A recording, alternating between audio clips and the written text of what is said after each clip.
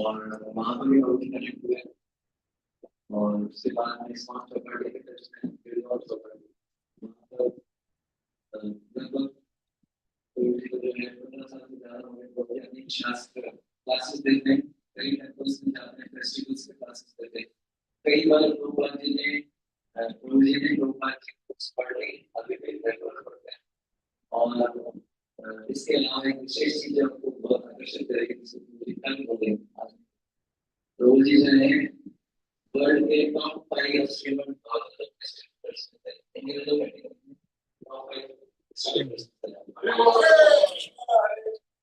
तो इसके बारे में आज भी बोलेंगे। मैंने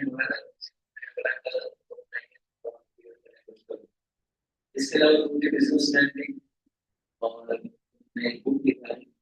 सबसे पहले मुझे ज़्यादा आइडिया नहीं, पर एक जो बुक है वो मुझे उसका जो है बताएंगे उसके बारे में। सनातन धर्म सच्चा है। ये बुक का टाइटल है इंग्लिश में 20+ फैक्ट्स अबाउट हिंदुइज्म। और जैसे उसका कहते हैं स्टूडेंट्स के साथ बहुत अच्छा 1-2 घंटे का जो है क्वेश्चन, तो कई सारे क्वेश्चंस के आंसर, तो लोग जी का स्वागत करना चाहिए।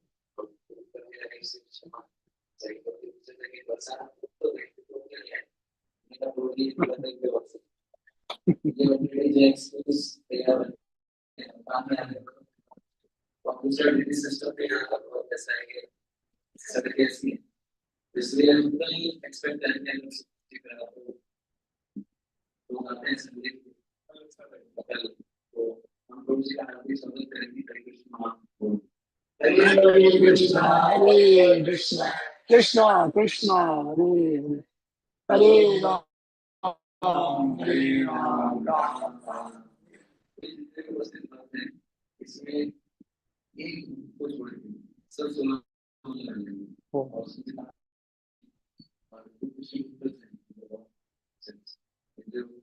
सभी जो माता जी इसके अंदर अभी तक और मुझे इसमें से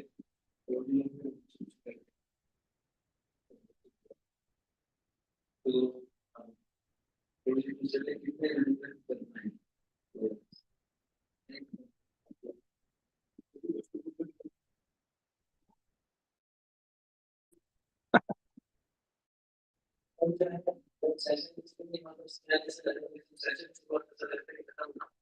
लेकिन प्रॉब्लम क्या है कि 10 स्टूडेंट्स को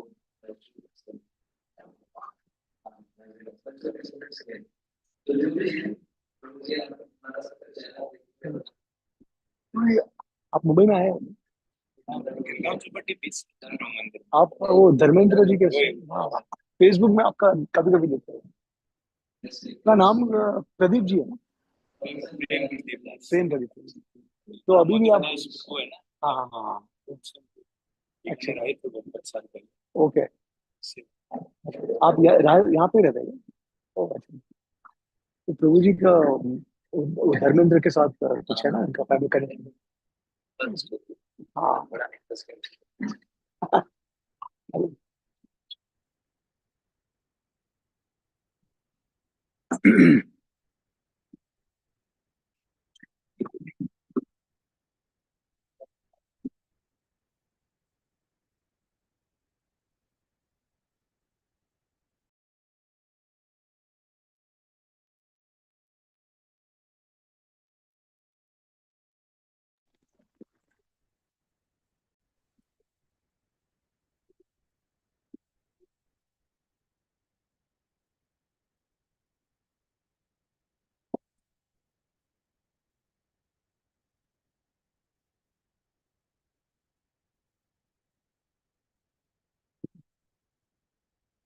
ओम ज्ञानतिमिरन्दस्य ज्ञानाञ्जनशलाकाय चक्षुरुं मिलितं येन तस्मै श्रीगुरुवे नमः।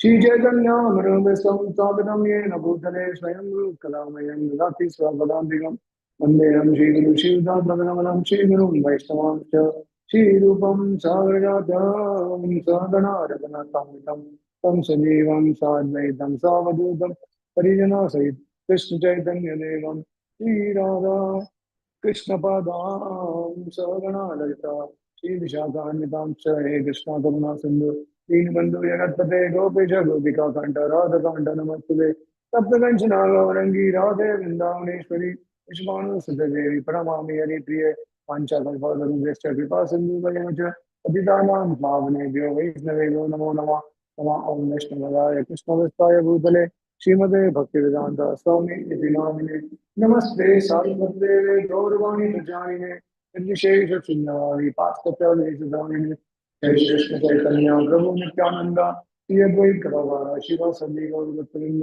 हरे कृष्णा कृष्ण कृष्ण हरे हरे हरे राम राम राम हरे हरे हरे कृष्णा।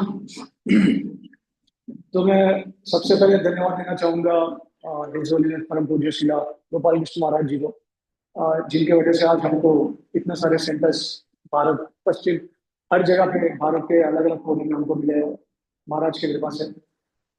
उसके बाद मैं परम पूज्य हिज होलीनेस शिला भक्ति आश्रय वैष्णव महाराज को धन्यवाद देना चाहूंगा, जिनकी जिनके कृपा की वजह से आज मुझे इस बीकानेर सेंटर में अवसर मिला है कुछ भक्तों के साथ शेयर करने का मौका मिला, सेवा करने का। और उसके बाद अमोघ लीला प्रभु जी का, जिन्होंने मुझे महाराज से जुड़वाया। और फाइनली इस ग्रेस शंकर प्रिया प्रभु जी का, सिद्धार्थ प्रभु और जितने भी अन्य भक्त है इस मंदिर से जुड़ने हुए। और आप सभी को धन्यवाद, क्योंकि आप अपना कीमती समय निकाल के आए हो और आपने इतना वेट दिया, तो उसके लिए क्षमा चाहता हूँ मैं कि ज़्यादा समय लग गया प्रोग्राम को शुरू होने के लिए। मैं तो एक्चुअली वैसे रेडी था, 6 बजे से मैं रेडी था, लेकिन फिर प्रभु जी मेरे को अपडेट दे रहे थे कि कोई आया नहीं है अभी तक। तो फिर फाइनली मुझे लगता है 7:30, तो फिर हमने किया कि चलो ठीक है अभी आ जाइए। तो सबका तहे दिल से धन्यवाद, thank you so much. Hare Krishna.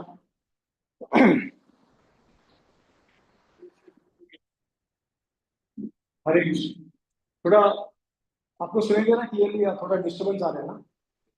Okay, ठीक है। तो अभी क्योंकि अभी बलराम जयंती आ रहा है, बलराम पूर्णिमा, तो प्रभु जी ने मुझे कहा कि आप उसके बारे में थोड़ा कथा कर सकते हैं। तो अभी आज तो हम बलराम जी के बारे में, उनके अस्तित्व के बारे में जानेंगे, और अगर समय मिला तो थोड़ा बहुत कथा होगा। वैसे कथा तो होगा ही, क्योंकि बलराम जी है और भगवान श्री कृष्ण है, तो उनकी लीला किस तरह होती है और अ, उनका सिद्धांत क्या है आने का, प्रकट होने का, वापस चले जाने का, तो ये सब थोड़ा बहुत हम इसके ऊपर चर्चा करेंगे। बलराम जी कौन है इसके बारे में हम थोड़ा आज विस्तार में चर्चा करेंगे। तो अम, तो पहली बात तो ये है कि अलग अलग तत्व है, जैसे जीव तत्व है, उसके बाद शिव तत्व है, विष्णु तत्व है, और भगवान श्री कृष्ण का तत्व है। तो आपको सबको पता है कि हम सब भगवान नहीं हो, ये सबको पता है। सब सबको यकीन है ये कि हम भगवान नहीं है, हम भगवान के अंश हैं। ठीक है, तो गीता में भगवान क्या बोलते हैं? ममई वंश जीवलोके जीव भूता सनातन, कि हम भगवान के अंश हैं। उसका मतलब है कि साफ साफ गीता में ये भगवान ने कह दिया है कि हम कभी भगवान नहीं बन सकते, ना हम कभी भगवान थे पहले। ठीक है। और जिस उदाहरण दिया है शिला प्रभुपाद जी और आचार्यों ने, कि इस तरीके से सूर्य होता है और उसकी किरण होती है, तो उसी प्रकार से भगवान जो है वो सूर्य के समान है और हम किरण के समान है। तो किरण जो होती है वो बहुत छोटी होती है, उसमें बहुत कम क्वांटिटी होता है, लेकिन जो सूर्य है वो बहुत बड़ा होता है। ठीक है, अनगिनत बोलते हैं जिसको, अनलिमिटेड क्वांटिटी होता है। तो हम आज पहले ये समझेंगे कि जीव तत्व का अस्तित्व क्या है, कौन जीव तत्व है। उसके बाद शिव भगवान कौन है, दुर्गा देवी कौन है, और कृष्ण कौन है, विष्णु कौन है। फिर आपको बलराम जी के बारे में जब मैं बताऊंगा तो आपको बराबर से समझ में आ जाएगा कि बलराम जी का अस्तित्व क्या है। तो देखिए, भगवान में अनगिनत गुण है, लेकिन अनगिनत गुणों में से वो 64 गुण जो है वो प्रदर्शित करते हैं ज्यादातर। 64 गुण जो है वो प्रोमिनेंट गुण है, सबसे फेमस है। ठीक है। अब विष्णु भगवान जो है वो कितने गुण प्रस्तुत करते हैं, किसी को पता है? जब भगवान श्री कृष्ण 64 गुण को प्रस्तुत करते हैं तो भगवान विष्णु कितने गुण को प्रस्तुत करते हैं? 60। भगवान शिव कितने गुण को प्रस्तुत करते हैं? हाँ, 55। 55। और ब्रह्मा जी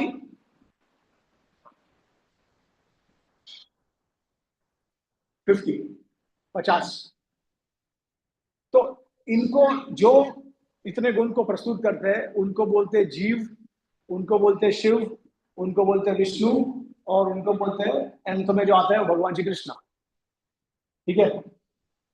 तो वैसे तो देखिए, भगवान के जितने भी अवतार हैं या जितने भी स्वरूप हैं सब सनातन है, सब सनातन है। तो हम ऐसा क्यों कहते हैं सर्व कारण कारण, जो गोविंद आदि पुरुषम सर्व कारण कारण, मतलब भगवान कृष्ण में से विष्णु आए हैं और जितने भी भगवान के अलग अलग स्वरूप है सब सारे भगवान श्री कृष्ण में से आए। ऐसा क्यों कहते हैं हम? क्योंकि सारे स्वरूप तो सनातन है। तो मुर्गी पहले आई या अंडा पहले आया? कौन आया पहले? किसी को पता है? इसका जवाब नहीं है ना? ये सनातन है। तो उसी प्रकार से भगवान के सारे स्वरूप जो है सनातन है। फिर हम ऐसा क्यों कहते हैं कि कृष्ण में से ही सब कुछ आता है? हम इसलिए कहते हैं क्योंकि भगवान श्री कृष्ण सबसे ज्यादा गुण प्रस्तुत करते हैं, प्रकट करते हैं। और कोई ऐसा ना अवतार है ना कोई स्वरूप है, किसी को भी ले लीजिए आप, कोई भगवान श्री कृष्ण के सम्मान उतना गुण प्रस्तुत नहीं कर सकता। और मैं आपको समझाऊंगा क्यों। ऐसा नहीं है कि हम इस्कॉन में है, भगवान श्री कृष्ण के भक्त है, तो बस भगवान श्री कृष्ण ही हमारे लिए श्रेष्ठ है और कोई नहीं है। ऐसा अंधविश्वास के साथ नहीं कहते। हमारे आचार्यों ने बहुत शास्त्र का पूरा निचोड़ करके सारा कंक्लूजन निकाल दिया है। तो अब ऐसे कौन से गुण है भगवान श्री कृष्ण के पास जो अन्य सारे स्वरूप में, अवतार में या देवी देवताओं में नहीं है? किसी को पता है? वैसे हमको ये पता है 64 गुण भगवान प्रस्तुत करते हैं, उसके ऊपर और 4 गुण हैं। भगवान आकर्षित करते हैं, कैसे? हाँ, अच्छा पॉइंट बोला आपने, बहुत रस है उसमें। यार देखिए, ये तो ऐसा है कि कोई बाहर वाला भी होगा उसको भी पता चल जाएगा, क्योंकि भगवान श्री कृष्ण के साथ ही हम अलग अलग प्रकार के संबंध जोड़ सकते हैं जो किसी और देवी देवता के साथ नहीं हो सकता संभव। ठीक है। तो जैसे माता जी ने एक रस का बोला उदाहरण दिया, लेकिन क्या 64 में से 4 गुण कौन से श्रेष्ठ है भगवान श्री कृष्ण के, अलग है विष्णु से? यस, वेणु माधुर्य, लीला माधुर्य, रूप माधुर्य,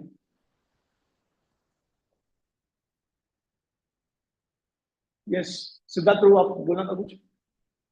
प्रेम माधुर्य, 4। ठीक है। भगवान श्री कृष्ण का जो सौंदर्य है रूप माधुर्य, तो ऐसा कहा गया शास्त्र में कि लक्ष्मी जी जो सबसे चेस्ट वाइफ बोलते हैं जिसको, जितना मैं दुनिया में आपने कोई पत्नी को अगर देखा होगा जो अपने पति के प्रति बहुत निष्ठा रखती है, तो उसमें सारे में से लक्ष्मी जी का नंबर पहला आता है। तो ऐसी लक्ष्मी जी जब भगवान श्री कृष्ण को देखती है तो आकर्षित हो जाती है, और भगवान विष्णु को छोड़ के, उनका संग छोड़ के श्री कृष्ण का संग प्राप्त करने का प्रयास करती है। हालांकि उनका संग उनको प्राप्त नहीं होता, फेल हो जाती है वो। क्यों? भगवान श्री कृष्ण को अगर वृंदावन में पाना है तो गोपी का भाव लेना पड़ेगा आपको, और गोपी का भाव करने के लिए आपको दूध चराना पड़ेगा, दूध निकालना पड़ेगा, फिर गौओं का रक्षक करना पड़ेगा। तो जो बोलते हैं ना सिंपल लाइफ, विलेज लाइफ, उस तरीके का हमको जीवन जीना पड़ेगा।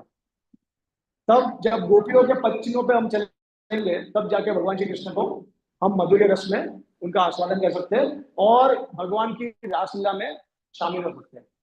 तो लक्ष्मी जी ने बहुत कोशिश की लेकिन रासलीला में शामिल हो नहीं पाई। तो इसके लिए आज भी अगर हम देखेंगे तो बेलवन नाम का, श्रीवन नाम का एक वन है ब्रज में 12 वन है ब्रज में, उसमें से एक वन में आदमी लक्ष्मी जी तपस्या कर रही है कि कब मुझे भगवान श्री कृष्ण प्राप्त हो जाएंगे, लेकिन फिर भी उनको एंट्री नहीं मिली, क्योंकि अपना ऐश्वर्य भाव जो है वो पकड़ के बैठे हैं, छोड़ नहीं रहे हैं।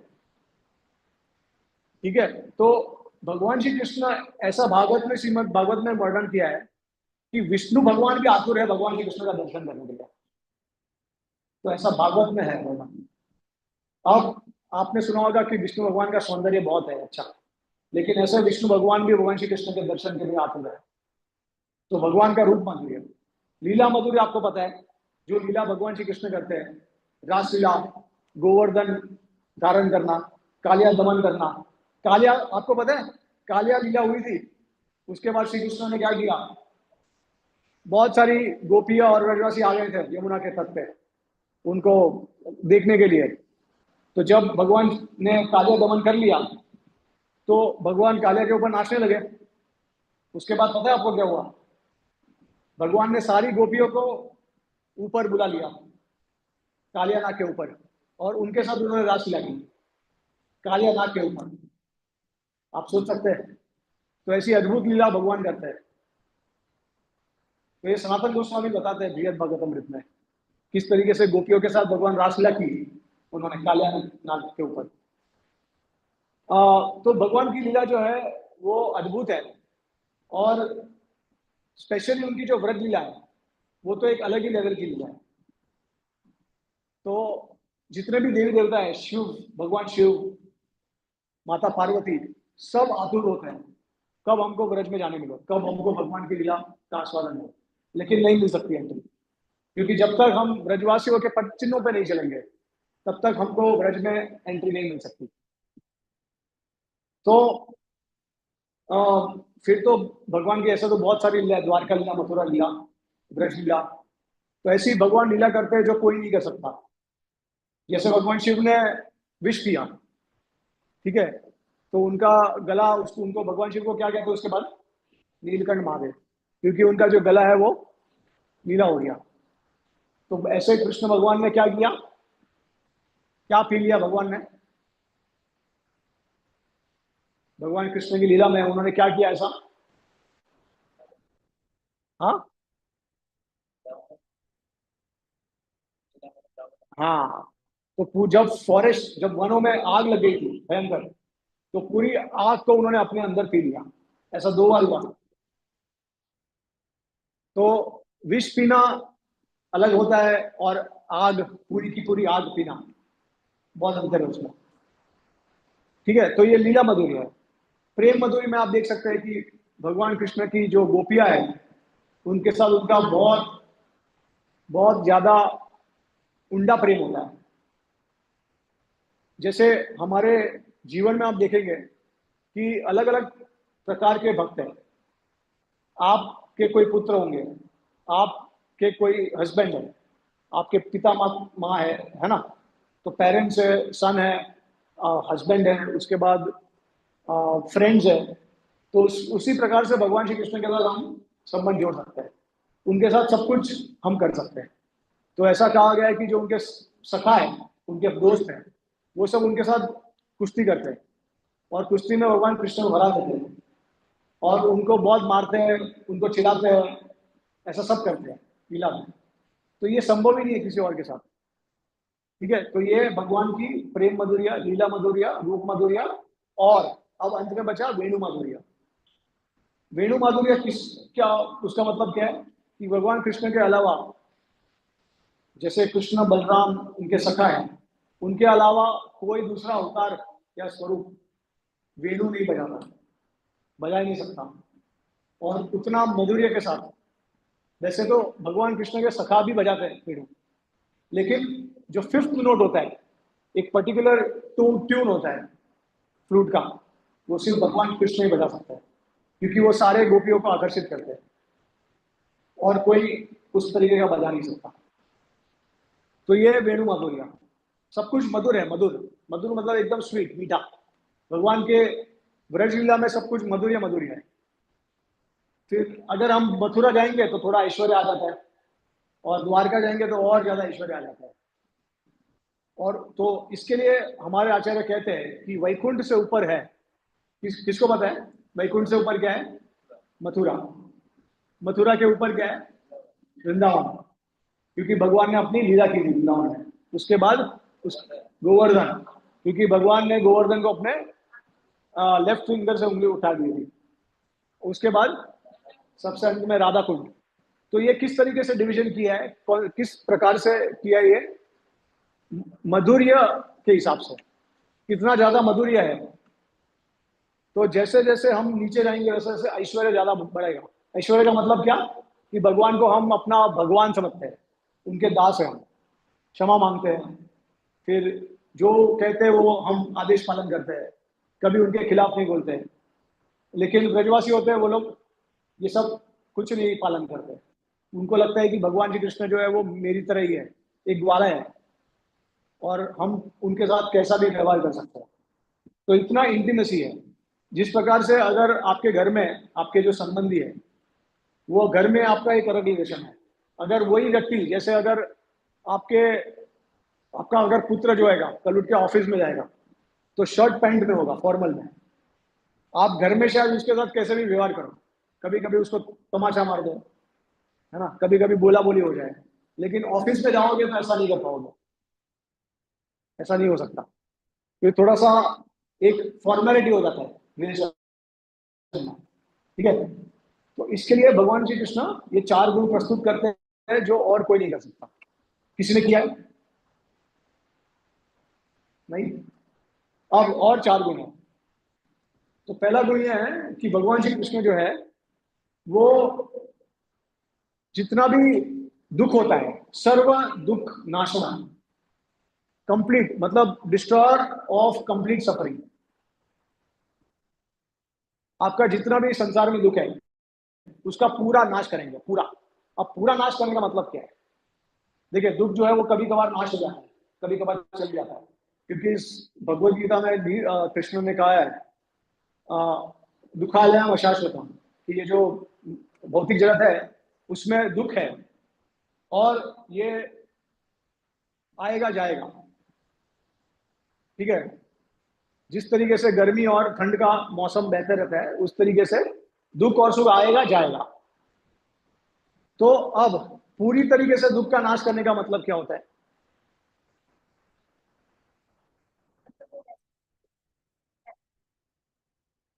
हाँ, मतलब आप आपको कभी महसूस नहीं होगा, ठीक है, लेकिन उसका क्या मतलब है? पूरी तरीके से, संपूर्ण तरीके से। हाँ, भगवान।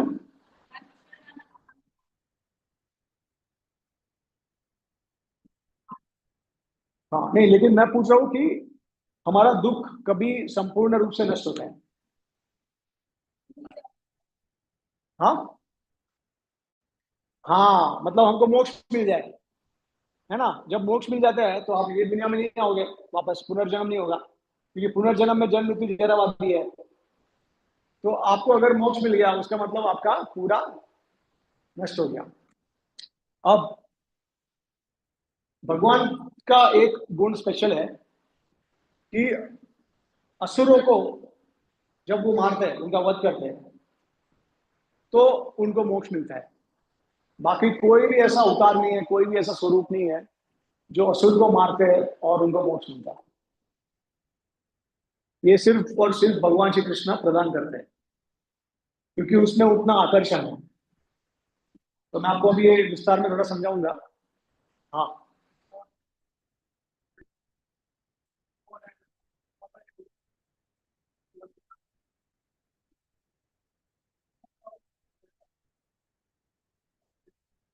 हाँ। हाँ, देखिए, महाशक्ति ने मतलब माँ दुर्गा ने भी वध किया असुरों का, लेकिन क्या उनको मोक्ष मिला? महिषासुर का वध किया, महिषासुर को मोक्ष नहीं मिला।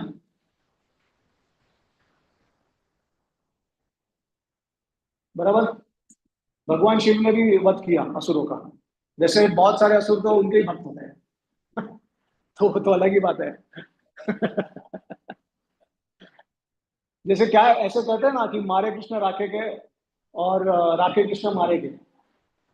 तो आपने एक चीज देखी होगी, ये इस्कॉन का नहीं है इंटरप्रिटेशन, ये बाहर आप अपने बहुत सारे सीरियल्स देखे होंगे तो आपको एक चीज पता होगा, जो लोग, जो असुर भगवान विष्णु के विरुद्ध जाते हैं वो सब नष्ट हो जाते हैं, लेकिन भगवान कृष्ण और विष्णु भगवान के जो भक्त होते हैं वो हमेशा सनातन रूप से रहते हैं।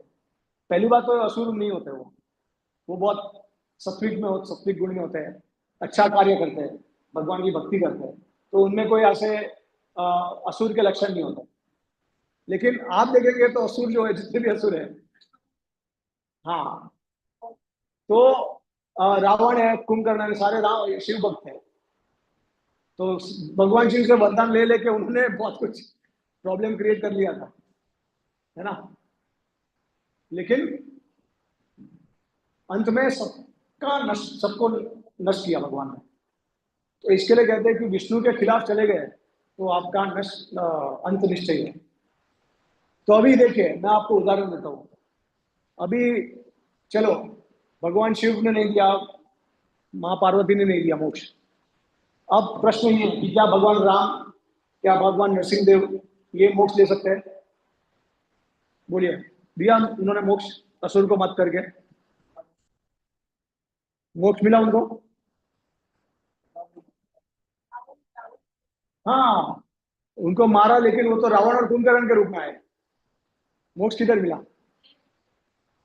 हाँ, वो जय विजय थे।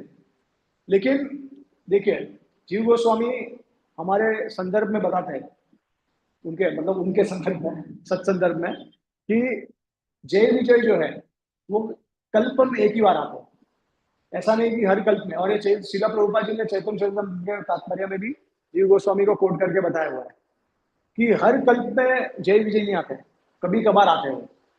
तो ये जो जय विजय, ये जो रावण कुंभकर्ण, हिरण्याक्ष हिरण्यकशिपु और दंतवक्र और शिशुपाल है, तो वो एक्चुअली रियल असुर है। वो जीव है जो ऐसा अ, भयानक कार्य करते हैं जिसकी वजह से उनको असुर का जन्म मिलता है। तो हर कल्प में नहीं आते वो, ठीक है। तो अब देखिए, नरसिंह भगवान ने वध किया, उनको मोक्ष नहीं मिला। राम भगवान ने जब वध किया तब मोक्ष मिला उनको, रावण और कुंभकर्ण को नहीं मिला। ओके, नेक्स्ट लाइफ में शिशुपाल और दंतवक्र बन गया, है ना। तो अब कृष्ण भगवान ने जब वध किया तो क्या उनको मोक्ष मिला? सयुज मुक्ति, खत्म, चैप्टर क्लोज, दी एंड। तो भगवान कृष्ण जब किसी असुर को वध करते हैं तो उनको मोक्ष मिल जाता है। तो इसका मतलब है संपूर्ण तरीके से उनका पाप का हरण कर लेते हैं, उनके दुखों का हरण करते हैं। तो ये एक भगवान में विशेष गुण है। दूसरा विशेष गुण है कि जिस तरीके से भगवान श्री कृष्ण सब पाप का हरण करते हैं, उसी प्रकार से भगवान श्री कृष्ण एकमात्र है, विशेष गुण है इनमें, जो भक्तों को सबसे ज्यादा आनंद प्रदान करता है। जो सबसे श्रेष्ठ खुशी जो होती है, आनंद होता है, वो भक्तों को प्रदान करता है वो। अभी ऐसा तो नहीं मैं कहूंगा असुर को प्रदान करते हैं, क्योंकि असुर तो भगवान के खिलाफ होते हैं, तो उनको आनंद नहीं आता, ठीक है। तो अब देखेंगे कि गोपी का जो स्तर है, तो ऐसा बहुत बड़ा स्तर है। तो ऐसा कहा गया है कि एक बार नारद मुनि गए थे प्रहलाद महाराज के पास। उनको लगा कि भगवान नरसिंह देव का विशेष कृपा है प्रहलाद महाराज के पास। तो उन्होंने कहा कि जब वो गए तो प्रहलाद महाराज ने बहुत नम्रता पूर्वक कहा कि नहीं नहीं, मैं योग्य नहीं हूँ, मेरे से ज्यादा सेवा जो है वो हनुमान जी करते हैं। फिर वो हनुमान जी के पास जाते हैं, क्योंकि नारद मुनि तभी खोज में होते हैं कौन भगवान का सबसे बड़ा कृपा का पात्र है। फिर जाते हैं हनुमान जी के पास। तो हनुमान जी कहते हैं कि नहीं नहीं प्रभु, मैं नहीं हूँ, मेरे से कई ज्यादा गुना अच्छा सेवा और काफी अंतरंग जो संग मिलता है वो पांडव को मिलता है।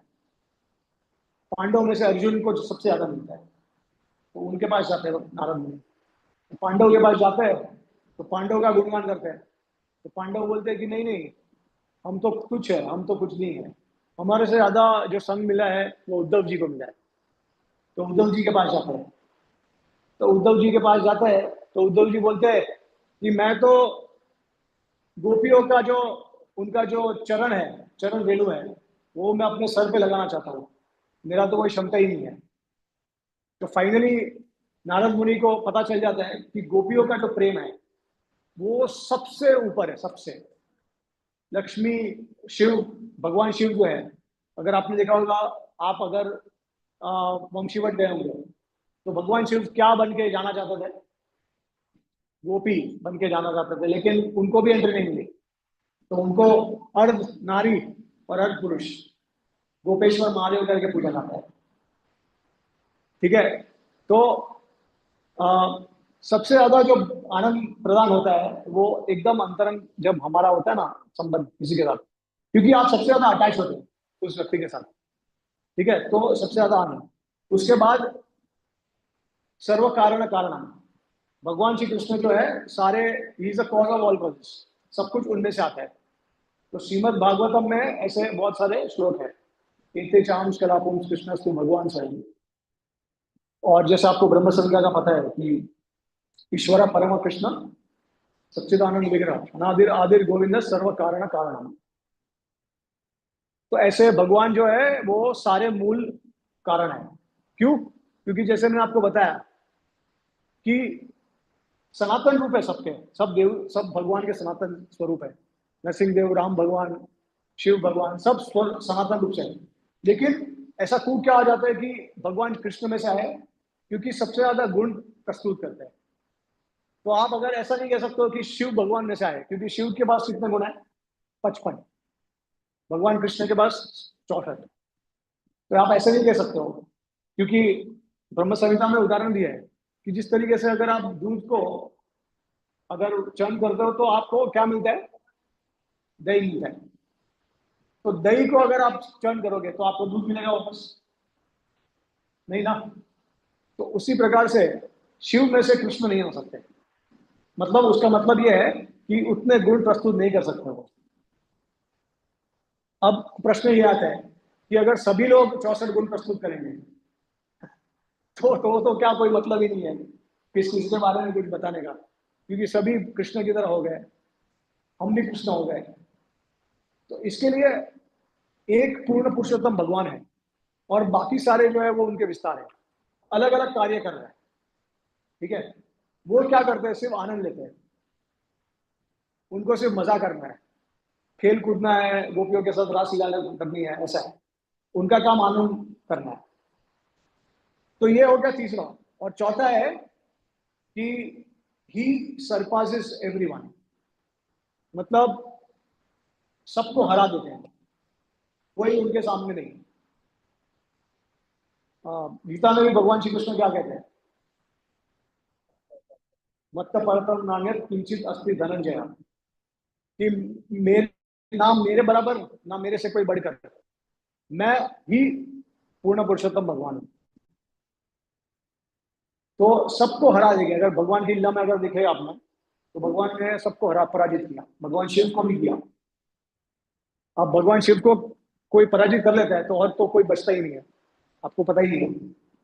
तो देखिए, अब जो 55 गुण जो प्रस्तुत करते हैं उसको जीव तत्व बोलते हैं। तो हम सब जीव हैं, हम 55 गुण प्रस्तुत कर सकते हैं, लेकिन बहुत कम मात्रा में। जैसे मैंने आपको कहा ना, सूर्य और सूर्य की किरण के समान। तो ब्रह्मा जी है, वो जो 50 गुण है वो हमसे क्वांटिटी में थोड़ा अधिक प्रस्तुत करते हैं। हाँ, तो ब्रह्मा जी भी जीव तत्व है। ठीक है। अब जीव तत्व जो है वो भगवान की बहिरंग शक्ति है। भगवान का 3 शक्ति है, अंतरंग शक्ति, बहिरंग शक्ति और तटस्थ शक्ति। तो बहिरंग शक्ति में कौन आता है? जो पूरा संसार आता है। ठीक है। जो जड़ तत्व बोलते हैं जिसको, जिसमें चेतना नहीं है, तो सारा मटेरियल वर्ल्ड जितना भी यूनिवर्सेस हो वो सब जड़ तत्व में है। उसके बाद तटस्थ शक्ति, तटस्थ शक्ति मतलब हम जीव। तो तटस्थ शक्ति क्यों बोलते हैं? क्योंकि जिस प्रकार से अगर आप कोई दरिया के किनारे जाओगे तो वहां पे आप एक जमीन देखोगे जहाँ पे पानी आता है, बहता है और फिर वापस चले जाता है, और वो जो जमीन होती है वो थोड़ी गीली हो जाती है, लेकिन पानी उसके ऊपर रहता नहीं है पूरा समय। वो आता है, जैसे आप देखेंगे ना कि वेव्स आते हैं और चले जाते हैं वापस। तो वो जो पोर्शन है जमीन का उसको तटस्थ कहते हैं। क्यों तटस्थ? क्योंकि जो जीव होता है उसके ऊपर उसकी इच्छा के अनुसार या तो वो भगवान के धाम में जा सकता है, वैकुंठ लोक में, या फिर वो इस जड़ जगत में आ सकता है। हाँ, उसके बाद इच्छा के स्वतंत्र है उसके पास। हाँ, तो उसके हिसाब, इसके लिए तटस्थ बोलते हैं उसको। तो हम कौन है? हम तटस्थ जीव है। ब्रह्मा जी कौन है? तटस्थ जीव है। जो जीव तत्व होते हैं वो तटस्थ होते हैं, ठीक है। और भगवान की अंतरंग शक्ति तो वो है श्रीमती राधा रानी। फिर राधा रानी की जो भी विस्तार में जो गोपियां है वो सब अंतरंग है। उसके अंतरंग का मतलब क्या? उनके शरीर के अंदर की शक्ति है।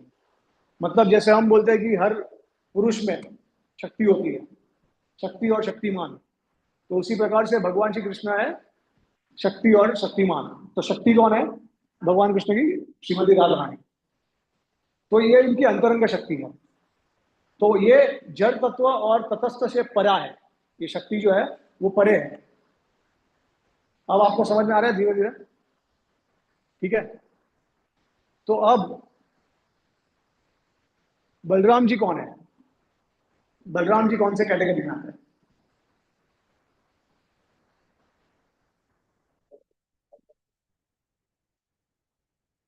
हाँ, तो भगवान बलराम जो है वो कृष्ण से अभिन्न है।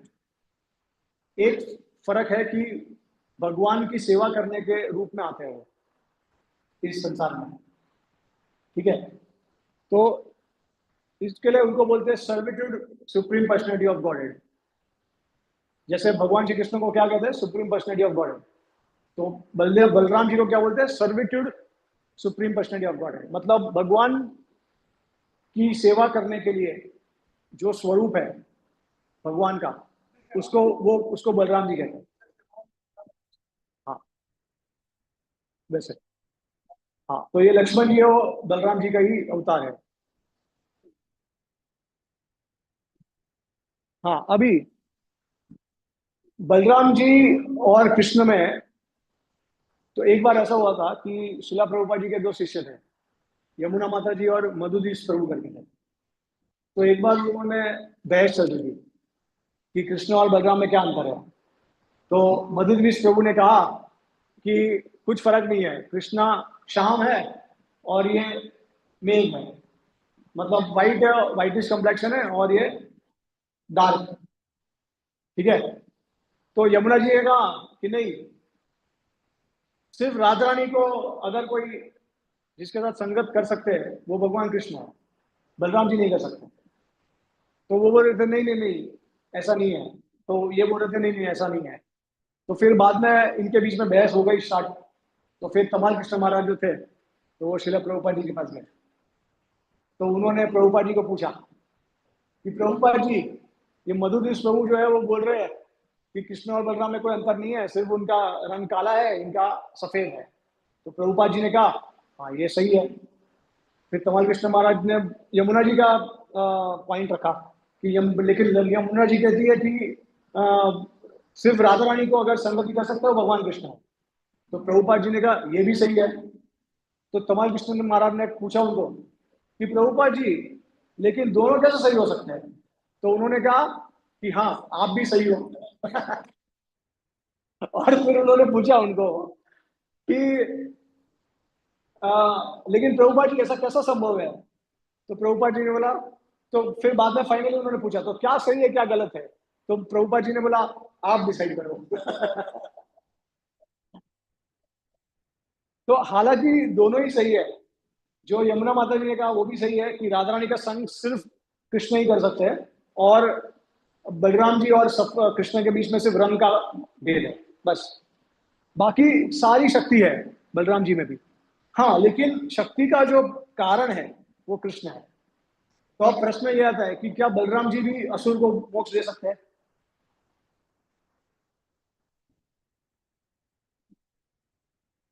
हाँ, अच्छा कौन कहता दे सकते हैं? नहीं, वो अभी तक बताया नहीं मैंने।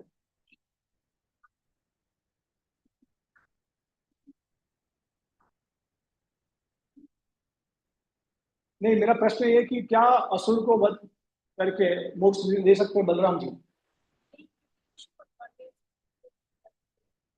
ये तो मैंने नहीं कहा आपको कि बलराम जी और कृष्ण में अंतर है। मैंने तो कहा कि सेम ही है सब कुछ। आ, अच्छा, कौन कहता है कि दे सकते हैं मोक्ष? आप सही हो। कौन कहता नहीं दे सकते हो? आप भी सही हो।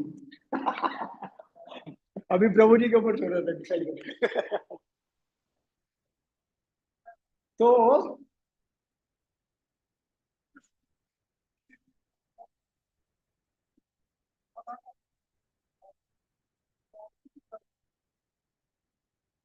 तो वो आप कह सकते हैं जब चैतन्य महाप्रभु आएंगे, क्योंकि चैतन्य महाप्रभु के अंदर राधा भाव है।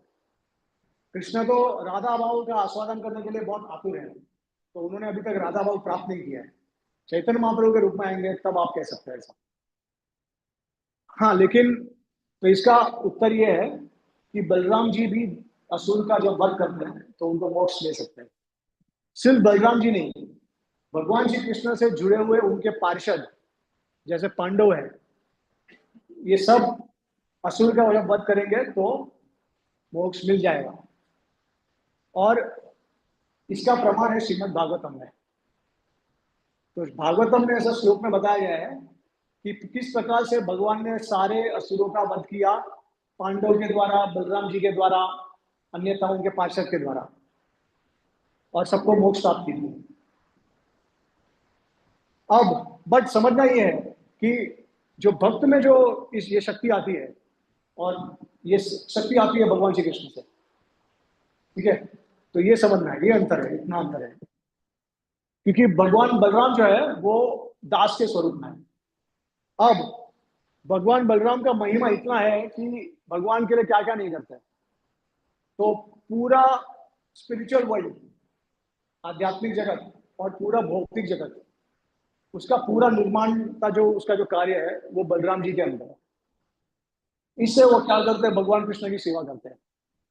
तो भगवान कृष्ण को जैसे जितना भी आ, हम कहते हैं ना कि इस मटेरियल वर्ल्ड में जो आर्किटेक्चर होते हैं, हम बहुत सारा चीज बनाते हैं, निर्माण करते हैं, तो उसी तरीके से बलराम जी ने कृष्ण भगवान की प्रसन्नता के लिए बहुत सारा चीज निर्माण किया है। तो गोलोक वृंदावन पूरा जो है वो बलराम जी की सांगीनी शक्ति के द्वारा है। देखिए, मैंने आपको बताया कि अंतरंग शक्ति होती है भगवान कृष्ण की। तो ऐसी स्वरूप शक्ति तीन होती है, एक लादिनी, एक सांबित और एक सांदिनी। तो सांदिनी शक्ति होती है, उसका मतलब क्या? जैसे आपने सच्चिद पता होगा, सच्चिद आनंद। तो सच्चिद आनंद जो है वो इसके आधार पर है। तो सत का मतलब क्या है? शाश्वत। चित्त का मतलब क्या? चेतना। और अ, आनंद, आनंद तो पता ही आपको। तो अब सांदिनी, सांबित और लादिनी। तो सांदिनी शक्ति के बलराम जी इंचार्ज है। उसका मतलब एग्जिस्टेंस, इटर्नल एग्जिस्टेंस। हम इस इस दुनिया में, इस जगत में है, हम जी रहे हैं, हमारा अस्तित्व है, तो वो सब बलराम जी के कृपा से है, क्योंकि सांदिनी शक्ति के द्वारा है। पूरा जितना भी ब्रह्मांड है, जितना भी स्पिरिचुअल वर्ल्ड है, आध्यात्मिक जगत है, वो सब बलराम जी की सांदिनी शक्ति के ऊपर पूरा आज चल रहा है। उसके बाद सांबित शक्ति क्या होती है? जैसे सचित, सच, सच, चित। चित का मतलब चेतना। तो चेतना कहां से आती है?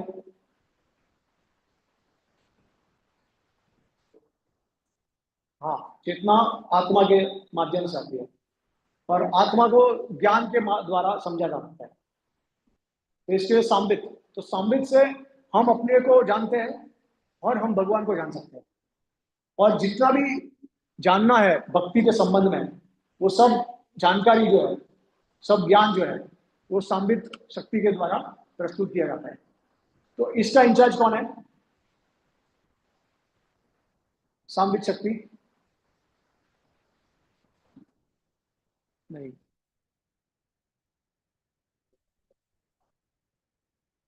ब्रह्मा जी तो प्रभु वो तो एक जीव तत्व है, ये तो भगवान की स्वरूप शक्ति में आता है। योग माया, भगवान की योग माया शक्ति है, योग माया। राधा रानी की कह सकते हो, राधा रानी का विस्तार है एक तरीके से।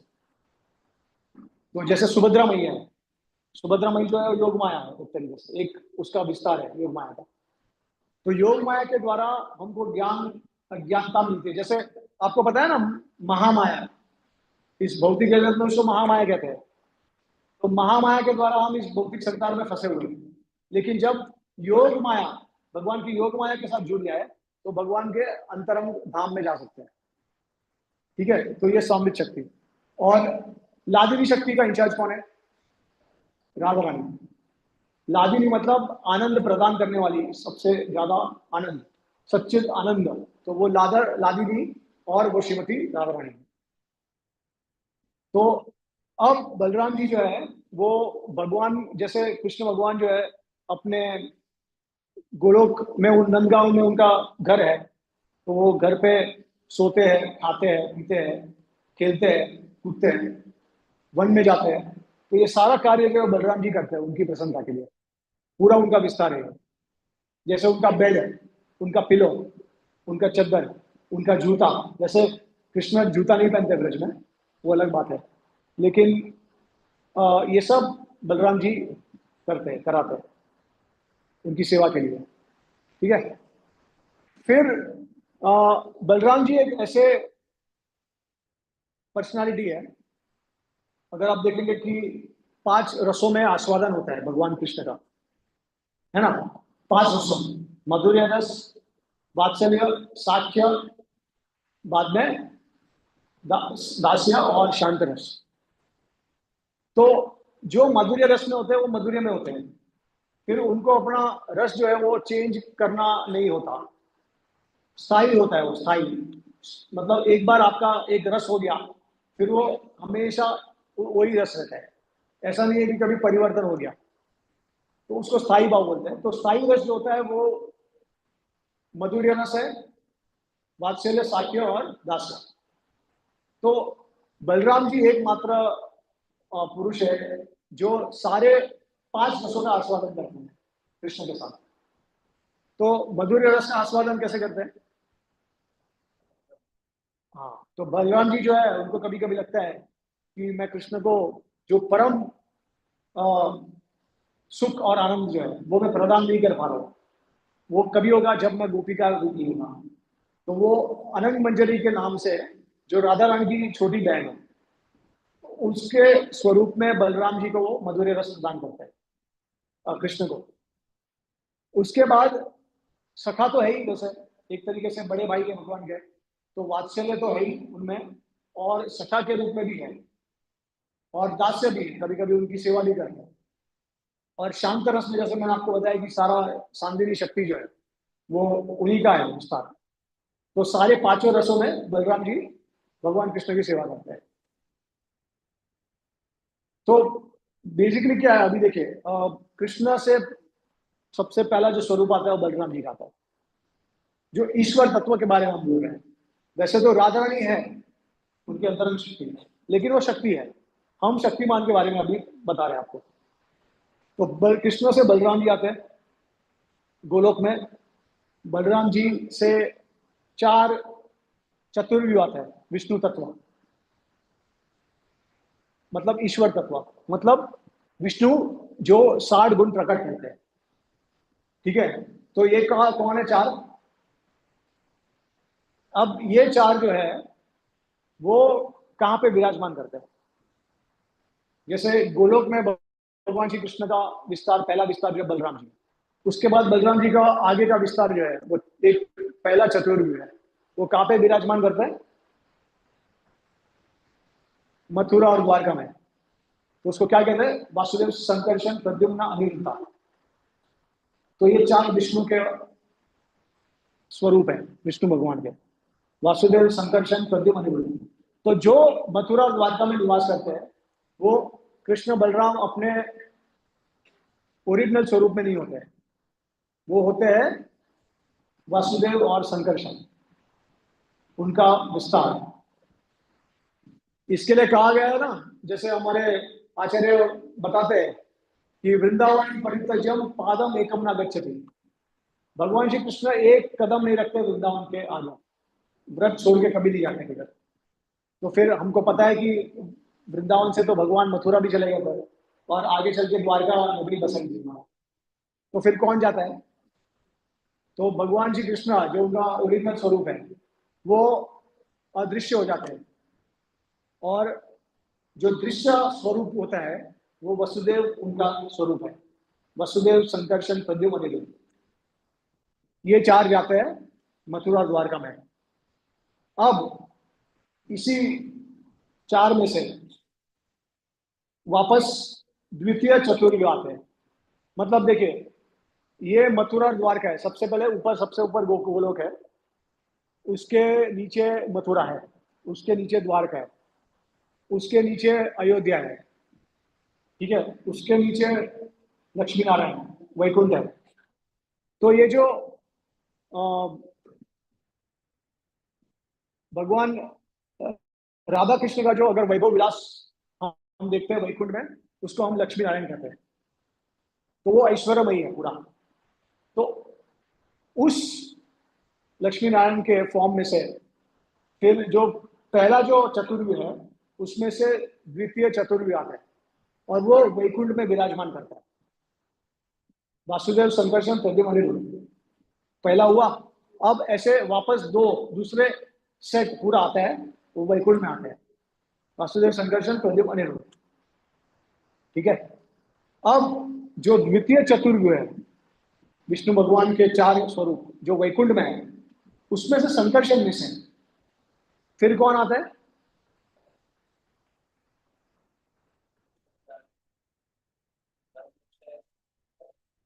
हाँ, तो सबसे पहले आते हैं संकर्षण में से महाविष्णु, और साइमल्टेनियसली कौन आता है? सदाशिव या फिर ईशना, सदाशिव। तो ये सदाशिव जो है, देखिए मैंने आपको बताया कि भगवान शिव का जो तत्व है वो 55 गुण प्रस्तुत करता है, लेकिन ये सदाशिव जो है वो वैकुंठ स्वरूप है भगवान का, विष्णु स्वरूप। सदाशिव बोलते हैं लेकिन है विष्णु स्वरूप। उसका मतलब क्या? कितने गुण प्रस्तुत करते हैं वो? 60। तो भले शिव है लेकिन क्योंकि विष्णु तत्व है इसके लिए 60 गुण को प्रस्तुत करते हैं सदाशिव। तो सदाशिव और महाविष्णु ये दोनों एक साथ संकर्षण में से आते हैं, ठीक है। और महाविष्णु जो है, जैसे हम, आपने बहुत बार सुना होगा करोड़ोदक्षाई विष्णु, उनका नाम है, जो करुणा ओशन में विराजमान करते हैं अनंत शेष की सैया के ऊपर, है ना। तो वो महाविष्णु जिनमें से सारे ब्रह्मांड आते हैं, जिनके श्वास से सारे ब्रह्मांड आते हैं और वापस उनके शरीर में समा जाते हैं, तो ये महाविष्णु है करुणाक्षयी ओशन में। तो वैकुंठ है, वैकुंठ के नीचे अब ये करुणा ओशन जो है वो मटीरियल वर्ल्ड और स्पिरिचुअल वर्ल्ड का बॉर्डर हो जाता है, आध्यात्मिक और भौतिक जगत का बॉर्डर हो गया, बॉर्डर पूरा कवर हो जाता है। उसको विराज भी बोलते हैं, विराट नदी, करुणा ओशन को हम विराट नदी भी बोलते हैं। अब ये महाविष्णु से नीचे अगर आएंगे तो अभी भौतिक जगत आ जाता है।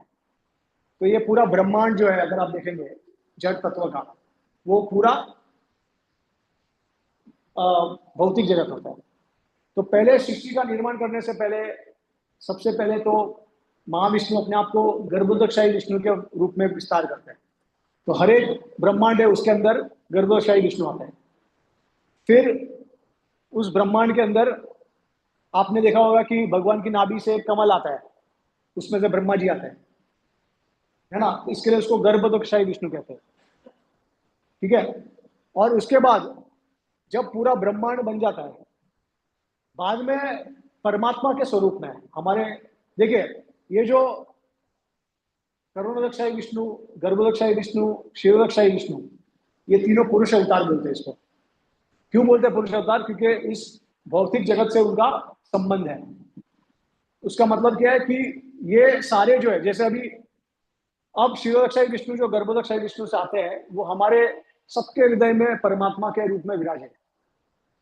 सारे जड़ तत्वों में भी कण कण में है क्षीरोदक्षाई विष्णु। तो क्षीरोदक्षाई विष्णु जो है वो परमात्मा हमारे हैं, लेकिन गर्भोदक्षाई विष्णु जो परमात्मा है वो सारे ब्रह्मांड के परमात्मा है, हर ब्रह्मांड के परमात्मा है। और महाविष्णु जो है वो पूरा मिला के जितना भी ब्रह्मांड है उसके वो परमात्मा है। अब आपको समझ में आ गया? क्योंकि भौतिक जगत में चेतना के बिना कुछ चल ही नहीं सकता, तो उसमें चेतना देने के लिए हर एक कण कण में भगवान अपने आप को प्रस्तुत करते हैं। अभी देखिए हमारा ये जो फिलोसॉफी है वो पूरा पर्सनल है। हर एक कण कण में आप देखेंगे तो पर्सनालिटी है। और मायावादी कहते हैं कि हम सब एक है। आपने देखा किस तरीके से हर चीज में कोई ना कोई कारण है। तो अब आप देखिए, अब आप सोच सकते हैं कि बलराम जी का अस्तित्व क्या है। अब ये क्षीरोदक्षाई विष्णु जो है, उनमें से सारे भगवान के जितने भी अवतार है जब ये पृथ्वी पे आते हैं तो उनमें से आते हैं सब। जैसे मत्स्य अवतार, वारा अवतार, राम अवतार, नरसिंह अवतार, कृष्ण अवतार, विष्णु अवतार, सॉरी कल्कि अवतार, बुद्ध अवतार, ये जितने भी अवतार है वो क्षीरोदक्षाई विष्णु के माध्यम से आते हैं। तो अब देखिए बलराम जी कहाँ पे है, गोलोक में, और ये भौतिक जगत में क्षीरोदक्षाई विष्णु कहाँ पे है। तो ये कृष्ण और बलराम जो है वो उसका अस्तित्व है इस तरीके से, समझे?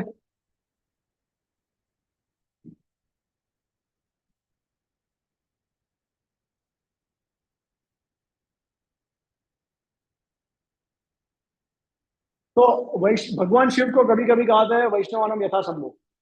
तो सबसे जो महान भक्त भगवान कृष्ण के है वो, विष्णु के है वो भगवान शिव है। ठीक है? क्यों ऐसा कहा जाता है? क्योंकि हम तो ऐसे ही बार बार सुन रहे हैं कि अम, गोपियां है सबसे श्रेष्ठ है। तो भगवान शिव को क्यों कहा गया वैष्णवानम यथा संभव? क्योंकि वो कौन से संदर्भ में कहा गया है? इस तरीके से कहा गया वो कि जैसे बलराम जी जो आपने, आपको पता है कि भगवान के वो दास के सबसे स्वरूप है, सबसे बड़े दास के स्वरूप है भगवान। वो स्वयं भगवान है लेकिन दास के रूप में है ना? तो उसी बलराम जी का जो एक विस्तार जो है संकर्षण, और संकर्षण से मैंने आपको क्या कहा कौन आता है? सदाशिव। तो अब संकर्षण और बलराम जी वो कौन है? आदि गुरु। सारे गुरु के जो जो भी गुरु होते हैं, हमारे परंपरा में जितने भी गुरु होते हैं वो संकर्षण या बलराम जी के रिप्रेजेंटेटिव है। और ऐसा कहा गया है कि गुरु जो होते हैं वो सबसे श्रेष्ठ होते हैं, सबसे हाईएस्ट भक्त होते हैं। इसके लिए उस संदर्भ में भगवान शिव को वैष्णव आनंद यथा शंभु कहा गया है। तो आप समझ गए अभी आप?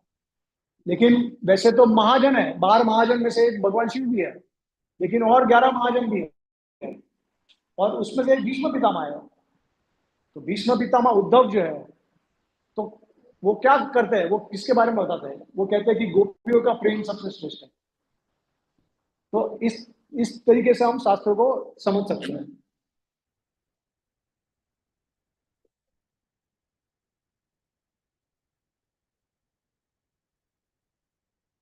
हाँ, क्योंकि वो संकर्षण के विस्तार है इसके लिए।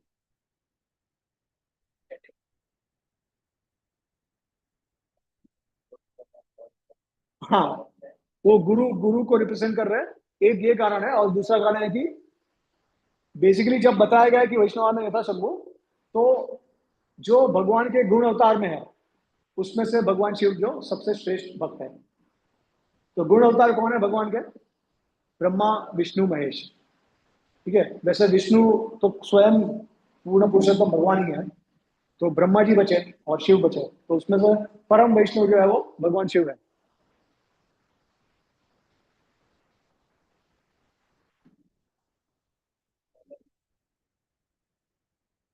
गुण अवतार, गुण अवतार। तो देख सकते हैं कि किस तरीके से जितने भी आज ब्रह्मांड में भौतिक जगत में जो अवतार आते हैं, उसका जो कारण है वो बलराम जी है, स्वयं बलराम जी है और कोई नहीं है। हाँ, अब देखिए एक और भगवान बलराम जी के बारे में एक विशेष गुण है कि जिस प्रकार से भगवान श्री कृष्ण रासलीला करते हैं, तो बलराम जी भी रासलीला करते हैं। लेकिन किसके साथ करते हैं? क्या कृष्ण भगवान की गोपियों के साथ? ऐसा वो नहीं करेंगे। तो उनकी जो गोपियां होती है वो अलग होती है। कृष्ण की गोपी जो है वो अलग है, बलराम जी की गोपियां है अलग होती है। और उसमें कभी भी ये नहीं हो जाता, मिक्सिंग नहीं होता। क्योंकि जो गोपी जो है उनको बलराम जी के प्रति आसक्ति है, और जो कृष्ण की गोपियां उनको कृष्ण के प्रति आसक्ति है। इसके लिए दोनों गोपियां जो है अलग अलग है, दोनों अलग अलग कैटेगरी में है। तो देखिए कौन सी गोपी है जो भगवान के बलराम जी के रासलीला में भाग लेती है? पता है आपको किसी को?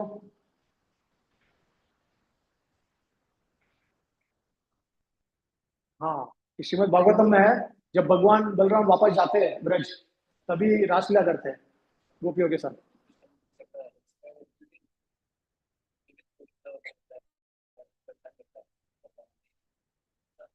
हाँ हाँ हाँ, रेवत माउंटेन पे। यस। तो कौन सी गोपी आई है? अच्छा, हम बलराम जी को क्या कहते हैं? संकर्षण। और संकर्षण का मतलब क्या है? शेष, अनंत शेष। तो अब अनंत शेष का विस्तार है वो। तो उसका मतलब क्या है कि जो गोपिया है वो कौन है? नाग कन्या है। तो पिछले जन्म में नाग कन्या होती है और बलराम जी से आकर्षित हो जाती है, तो गोपियों का वेश धारण करती है। ठीक है। तो ये जो नाग कन्या होती है वो बलराम जी को, उनकी काफी पूजा करते हैं, उनको प्रसन्न करने के लिए 5 तरीके से उनको उनकी पूजा करती है, तब जाकर प्रसन्न होके उनको गोपियों का मिलता है। तो ये बलराम जी का जो रसलीला हुआ था वो चैत्र महीने में हुआ था, मार्च अप्रैल में जो आता है तभी। अब बलराम जी देखिए, वन वैसे ब्रज में 12 वन है। तो 5 जो है या वन जो है वो यमुना के पूर्व दिशा में है, और 7 जो है वो यमुना जी के पश्चिम दिशा में है। बराबर। कितने लोग गए ब्रज? सभी गए? अरे वाह! तो आपने सबने पूरा का पूरा 12 वन का व्रत दे दिया? आपने देखा है? अच्छा, बहुत बढ़िया है। किसी ने देखा है? पूरा 12 फॉरेस्ट नहीं देखा है? ओके। तो यमुना जी के इस साइड पे, पूर्व साइड पे 5 फॉरेस्ट है। कौन सा है वो? जिस जिस बाजू में गोकुल महावन आता है, तो वो साइड में कौन से वन आते हैं? भांडीर वन, भद्रवन, उसके बाद लोवन, गोकुल महावन, और जो हमने बोला ना लक्ष्मी जी का बेलवन। तो ये 5 जो वन है वो बलराम जी के कंट्रोल में है। तो ज्यादा आप देखेंगे तो यहाँ पे वात्सल्य और साख्य लीलाएं होती है भगवान की, क्योंकि मधुर्य लीला में भगवान बलराम का इतना इंटरफियरेंस नहीं हो सकता। तो इसके लिए जो 7 वन जो है यमुना जी के पश्चिम भाग में, वो सारे के सारे कृष्ण के अंडर आते हैं। तो भगवान की मधुर्य लीला वहां पे ज्यादा होती है। तो वो कौन से वन है?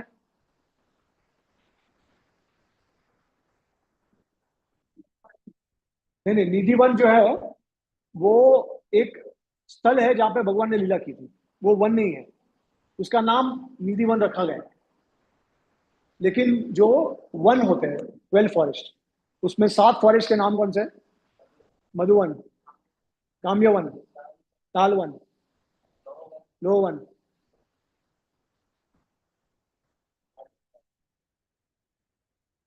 पांडिर उसमें आ गया वो साइड, कुमुद वन। उसके बाद 2 और बचे, वृंदावन। नहीं, वृंदावन एक भाग है, उसको वन भी कहा जाता है।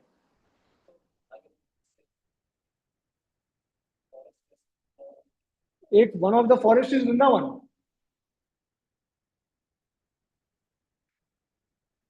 और एक कौन सा बचा? खदीर वन। ठीक है। तो देखिए, अब प्रश्न ये आता है कि हम वृंदावन बोलते हैं, तो वृंदावन है क्या? क्या वो पूरा व्रज है? क्योंकि हम बहुत बार कहते हैं ना भक्तों को कि हम वृंदावन जा रहे हैं, कभी कभी कहते हैं व्रज जा रहे हैं, कभी कभी वृंदावन जा रहे हैं। लेकिन जहां पे भी जाते हैं उसको हम बोलते हैं वृंदावन जा रहे हैं। व्रज में जा रहे हैं तो बोलते हैं वृंदावन जा रहे हैं। तो एक तरीके से हमारे आचार्यों ने या फिर कभी कभी शास्त्रों में पूरा जो व्रज है उसको वृंदावन कह के बुलाया है। कभी कभी वृंदावन जो है वो केवल एक वन है। जैसे मैंने आपको कहा कि 7 वनों में से एक वन का नाम वृंदावन है, और उस वृंदावन में हमारा कौन सा आता है स्थल? उस वृंदावन में क्या क्या आता है? हाँ, नंदगांव, बरसाना, गोवर्धन, ये वृंदावन कहते हैं इसको। वृंदावन में आता है ये, फॉरेस्ट में। तो इसको वृंदावन कहते हैं। और कभी कभी हम अ, वृंदावन इन जनरल वृंदावन को कहते हैं, मतलब पूरा जो अ, व्रज है उसको वृंदावन कहते हैं। हाँ। तो कभी कभी हम वृंदावन सिर्फ पश्चिम साइड को कहते हैं, कभी कभी हम पूरे 84 कोस को वृंदावन कहते हैं, और कभी कभी हम सिर्फ एक वन को कहते हैं। तो वृंदावन एक वन है एक्चुअली में। 12 वनों में से एक वन वृंदावन है, और उसमें गोवर्धन, नंदगांव, बरसाना आ जाता है। तो इसको निजी वृंदावन बोलते हैं। निजी वृंदावन, निजी मतलब जो इंटीमेट वृंदावन होता है, जो मतलब कम हो गया ना, उस तरीके से। हाँ, निजी मतलब पास का एकदम, जैसे इंटीमेट।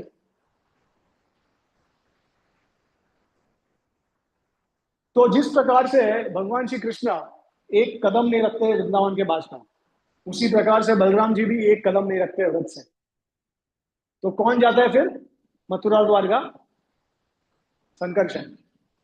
तो कृष्णा अपने अस्तित्व श्याम सुंदर रूप में, ब्रजेंद्र नंदन श्री कृष्ण हमेशा वृंदावन में रहते हैं, और आगे जो जाता है वो वासुदेव कृष्ण जाते हैं। और उसी प्रकार से बलराम जी उनके ओरिजिनल स्वरूप में ब्रज में रहते हैं, और जो मथुरा जाता है वो कौन जाता है? संकर्षण। तो अब ये इंटरेस्टिंग चीज है, अगर आप देखेंगे कि ये जो मथुरा है वो भी ब्रजमंडल में आता है, और वो पश्चिम की तौर आ जाता है वो। आपने कभी इसके बारे में सोचा है कि हालांकि हम कहते हैं कि वृंदावन, मथुरा, द्वारका, लेकिन मथुरा जो है वो ब्रज में ही आता है, और वो भी पश्चिम के साइड में आता है। ऐसा भी नहीं है कि वो पूर्व के दिशा में आता है। तो ये मथुरा जो है उसको कभी कभी मधुवन भी करके कहते हैं, मधुवन, क्योंकि मधुवन वन जो है उसके अंदर मथुरा आता है। ठीक है। तो अभी बलराम जी जो है वो हमारे आदि गुरु है। उनको आदि गुरु कहा जाता है, मतलब सारे जितने भी गुरु है इस संसार के, जो बोनाफाइड गुरु है, ऑथेंटिक गुरु है, उनका जितना भी शक्ति आता है वो बलराम जी के कृपा से आता है। जो भी ज्ञान आता है वो बलराम जी के माध्यम से आता है। तो वही बलराम जी नित्यानंद प्रभु के रूप में आए थे। ब्रजेंद्र नंदन जे सच्ची सुत होइले थे, बलराम होइले निताई। नरोत्तम दास ठाकुर ने लिखा है कि जो ब्रजेंद्र नंदन है वो सच्ची सुत होइले, मतलब चैतन्य महाप्रभु बन के आए थे। सच्ची सुत मतलब सच्ची माता के पुत्र, और बलराम होइले निताई, तो वही बलराम जी जो है वो नित्यानंद प्रभु के रूप में आए थे कलयुग में 500 साल पहले। अब प्रश्न ये है कि शिला प्रभुपाद जी ने, वैसे तो गौड़िया वैष्णव का जो संप्रदाय है उसमें राधा रानी और कृष्ण का सबसे ज्यादा पूजा और वर्शिप किया जाता है, लेकिन वृंदावन जैसे इंपॉर्टेंट भगवान के धाम में शिला प्रभुपाद जी ने कृष्ण बलराम की स्थापना की थी। वो चाहे तो राधा श्याम सुंदर की स्थापना कर सकते थे, उनको बीच में रख सकते थे, लेकिन उन्होंने कृष्ण बलराम को क्यों रखा बीच में?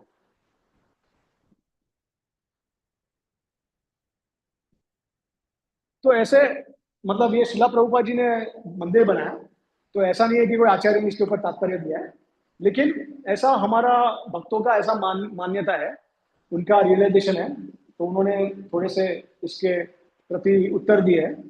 लेकिन आप भी सोच से, आप अगर आपको कुछ ध्यान में आता है तो आप बता सकते हैं।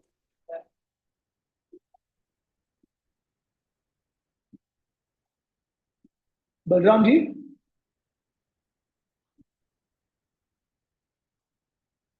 आदि गुरु है।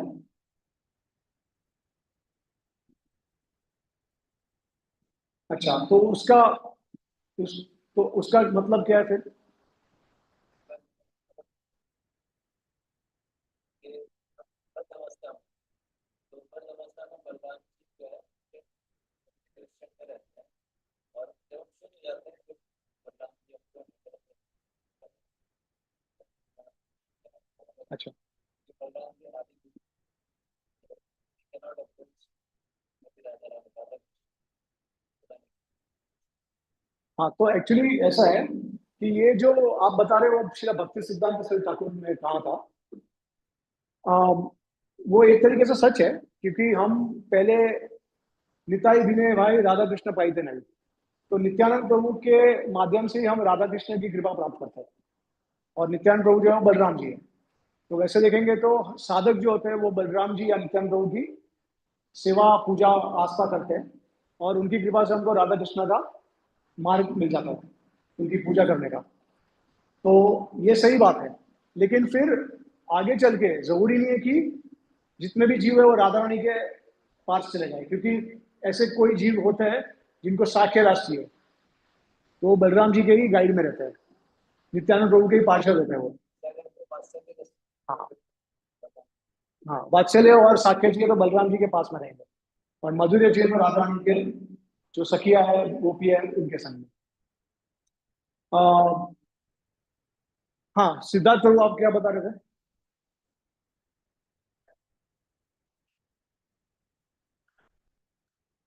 हाँ, तो ये एक कारण है कि रमण रेती नाम है उस इलाके का, और रमण रेती में बहुत सारी भगवान कृष्ण बलराम की लीला हुई है, उन्होंने बहुत रमण किया है रेती में। ठीक है, लेकिन ये इसका भी क्या कारण है कि प्रभुपाद जी ने ये जगह क्यों चुनी, और कृष्ण बलराम को इतना इंपॉर्टेंस क्यों दिया?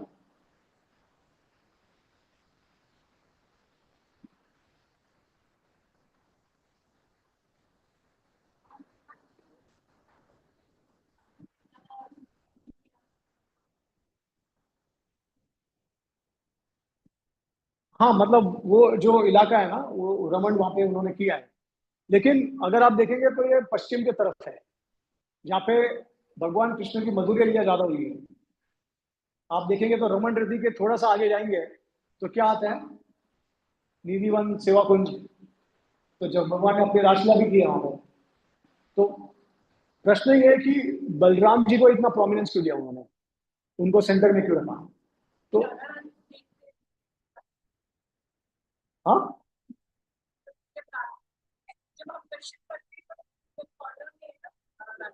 राधा श्याम सुंदर।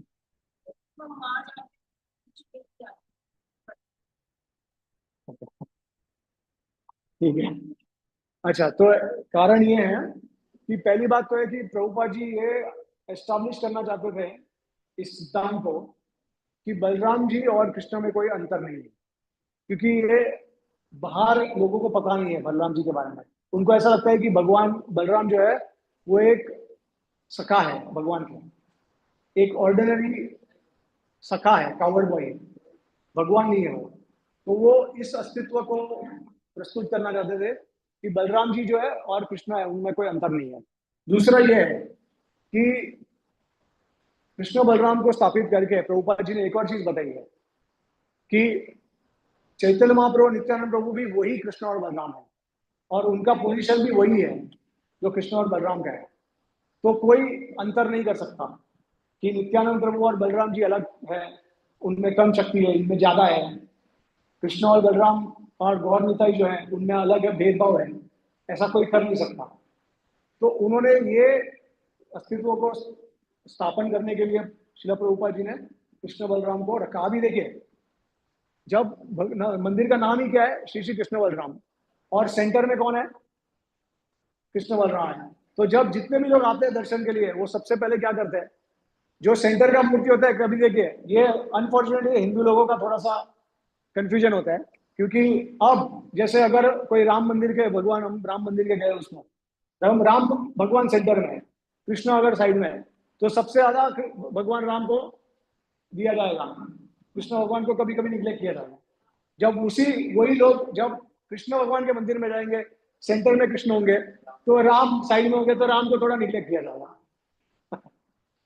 तो इसके लिए प्रभुपाद जी ने कृष्ण बलराम को सेंटर में रखा है, आप समझिए। तो ताकि लोगों को पता चल जाए, उनको कोई संदेह ना रहे कि कृष्ण और बलराम, क्योंकि जब कृष्ण बलराम होंगे तो लोग प्रश्न पूछेंगे कि ये कौन, ये कृष्ण बलराम क्यों है करके, यहाँ पे वर्शिप करते क्यों है। तो हम उनको बताएंगे कि ये दोनों में कोई अंतर नहीं है। फिर जब कृष्ण बलराम के बारे में बताएंगे तो बलराम जी का अस्तित्व हो गया, तो फिर नित्यानंद प्रभु का अस्तित्व भी एकदम आसानी से हम उसको प्रस्तुत कर सकते हैं इस तरीके से। तो ऑफ कोर्स जैसे प्रभु जी ने कहा कि नित्यानंद प्रभु जो है, बलराम जी है, उनको हम पहले उनके शरण में जाते हैं, ताकि जितने भी अनर्थ है, क्योंकि बलराम जी है गुरु का रूप है, ठीक है, तो गुरु को शक्ति आती है बलराम जी से। तो गुरु, जब तक हम गुरु के आश्रय नहीं लेते हैं भक्ति में, तब तक हमारे अनर्थ दूर नहीं हो सकते, और जब तक अनर्थ दूर नहीं हो सकते तब तक तो हम भक्ति में आगे बढ़ ही नहीं सकते। तो इसके लिए ये दिखाने के लिए भी कि आपको पहले बलराम जी, पहले गुरु के शरण में जाना है, ये एक कारण भी है जिस वजह से कृष्ण बलराम सेंटर में है। हालांकि आप देखेंगे कि कोई भी मंदिर में कहां पर भी आप नहीं देखोगे, सिर्फ कोई कोई ऐसे शायद वन होंगे जो पूर्व दिशा में होंगे, जहाँ पे कृष्ण बलराम का बहुत ज्यादा लीला हुआ है, और कृष्ण बलराम के सखा का भी रहना वहां पे है, तो उधर शायद कृष्ण बलराम को पूछते होंगे। लेकिन अगर आप देखेंगे तो पूरी दुनिया में ज्यादातर राधा कृष्ण, राम भगवान, उनका ज्यादा वर्शिप होता है। ठीक है, ओके, तो अभी हम लेक्चर स्टार्ट करेंगे। तो ये तो इंट्रोडक्शन था आपको पूरा समझाने के लिए कि बलराम जी का अस्तित्व क्या है, क्या क्या गुण है उनमें। अब ये है कि बलराम जी का आविर्भाव कैसे हुआ। तो प्रभु जी हमारा समय तो 9:30 हो गए, तो क्या हम इसको आगे बढ़ाए या कथा को विराम दे यहाँ पे और कल कंटिन्यू करें? कल रखेंगे, ठीक है। अब एटलीस्ट आपका अब तक बैटरी चार्ज था, अभी थोड़ा और ज्यादा जाएगा तो शायद ढेर हो जाएगा। हाँ यस, तो आप बताइए।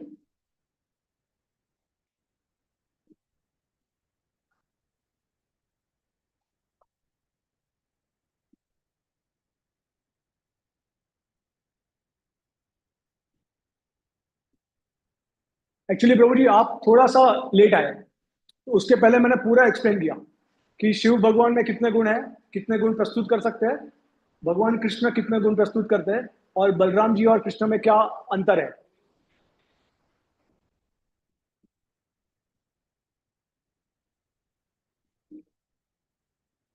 नहीं, शिव भगवान भी आदि गुरु है, उनको भी देखिए, आदि गुरु का कोई बड़ा प्रॉब्लम नहीं है, क्योंकि जो भी हमारे परंपरा में जैसे ब्रह्मा जी है, तो उनको भी हम आदि गुरु कहते हैं, क्योंकि हमारे परंपरा के पहले गुरु है, इसके लिए ब्रह्मा जी आदि गुरु हो जाते हैं। और उसी प्रकार से भगवान शिव जो है, उनका एक संप्रदाय है रुद्र संप्रदाय, आपको शायद पता होगा, तो रुद्र संप्रदाय के वो आदि गुरु वो है। तो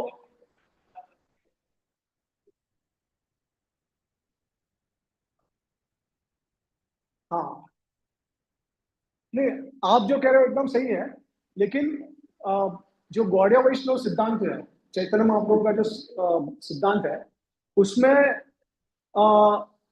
जो जितने भी पुराण है, उपनिषद है, उसमें से श्रीमद् भागवतम को अमल पुराण कहा गया है, और श्रीमद् भागवतम में बलराम जी की महिमा के बारे में बताया गया है। तो चैतन्य महाप्रभु के अ, हम सारे अनुयायी चैतन्य महाप्रभु के, और अ, चैतन्य महाप्रभु ने श्रीमद् भागवतम को अमल प्रमाण बताया है, और उसमें बलराम जी को भगवान के स्वरूप में बताया है। अब ऐसे बाहर के संप्रदाय है जो ये भी कहते हैं कि बलराम जी जो है वो एक सखा है, सिर्फ सखा है, भगवान नहीं है, लेकिन हम नहीं मानते वो चीज को। क्योंकि वो प्रमाण हमारे श्रीमद् भागवतम में और जो और हम पुराण में जिसमें मानते हैं उसमें बहुत सारा प्रमाण है इसके बारे में, इस तरीके से। वैसे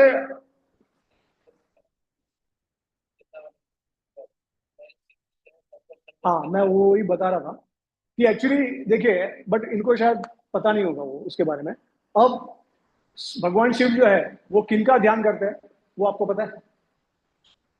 किनका ध्यान करते हो?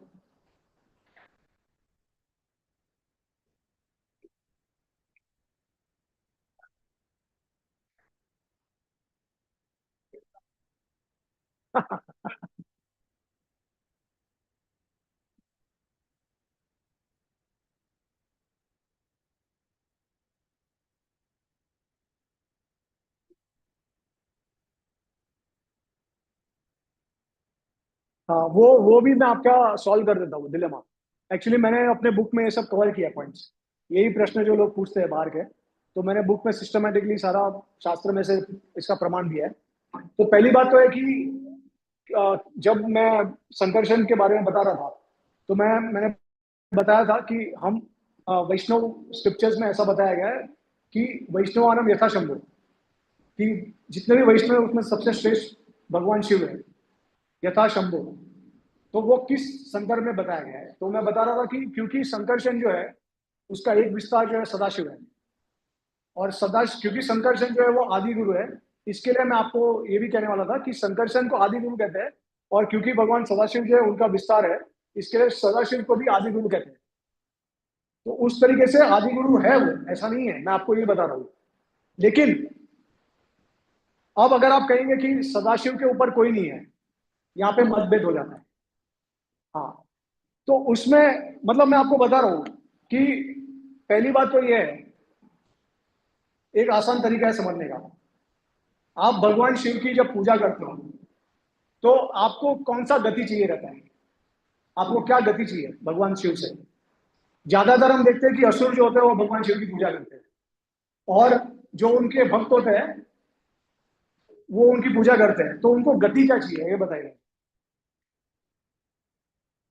जैसे जैसे हम भगवान श्री कृष्ण की पूजा करते हैं, भगवान विष्णु की पूजा करते हैं।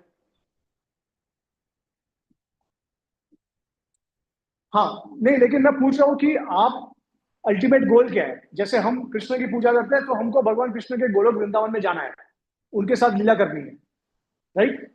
उस प्रकार से मैं आपको पूछ रहा हूँ कि जब कोई भगवान शिव की पूजा करता है, उनको वर्शिप करता है। नहीं नहीं, इस प्रश्न का उत्तर दीजिए, मैं आपको एक्सप्लेन कर दूंगा कि मैं क्या कहना चाह रहा हूँ। इस प्रश्न का उत्तर मेरे को आप दीजिए कि भगवान शिव की जब पूजा करते हैं हम लोग, तो क्या करना चाहते हैं उनके साथ? क्या उनके साथ उनके धाम में जाना चाहते हैं मरने के बाद, या या फिर सोहम सोहम? हाँ, या सयुज मुक्ति प्राप्त करना चाहते हैं? अच्छा, अभी आपने परमात्मा के बारे में बताया, परमात्मा कौन सा, किसका स्वरूप है?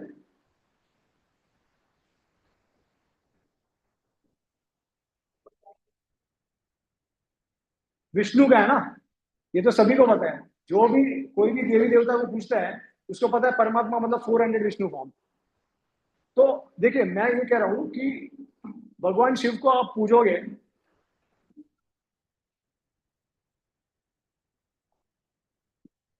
नहीं, मैंने आपको यही बताया कि हम उनको भी आदि गुरु मानते हैं, उनको भी कहा जाता है। लेकिन एक्चुअली में आदि गुरु जो रियल है, क्योंकि भगवान शिव के उनके ऊपर भी है, उस पर बता रहा हूं मैं आपको।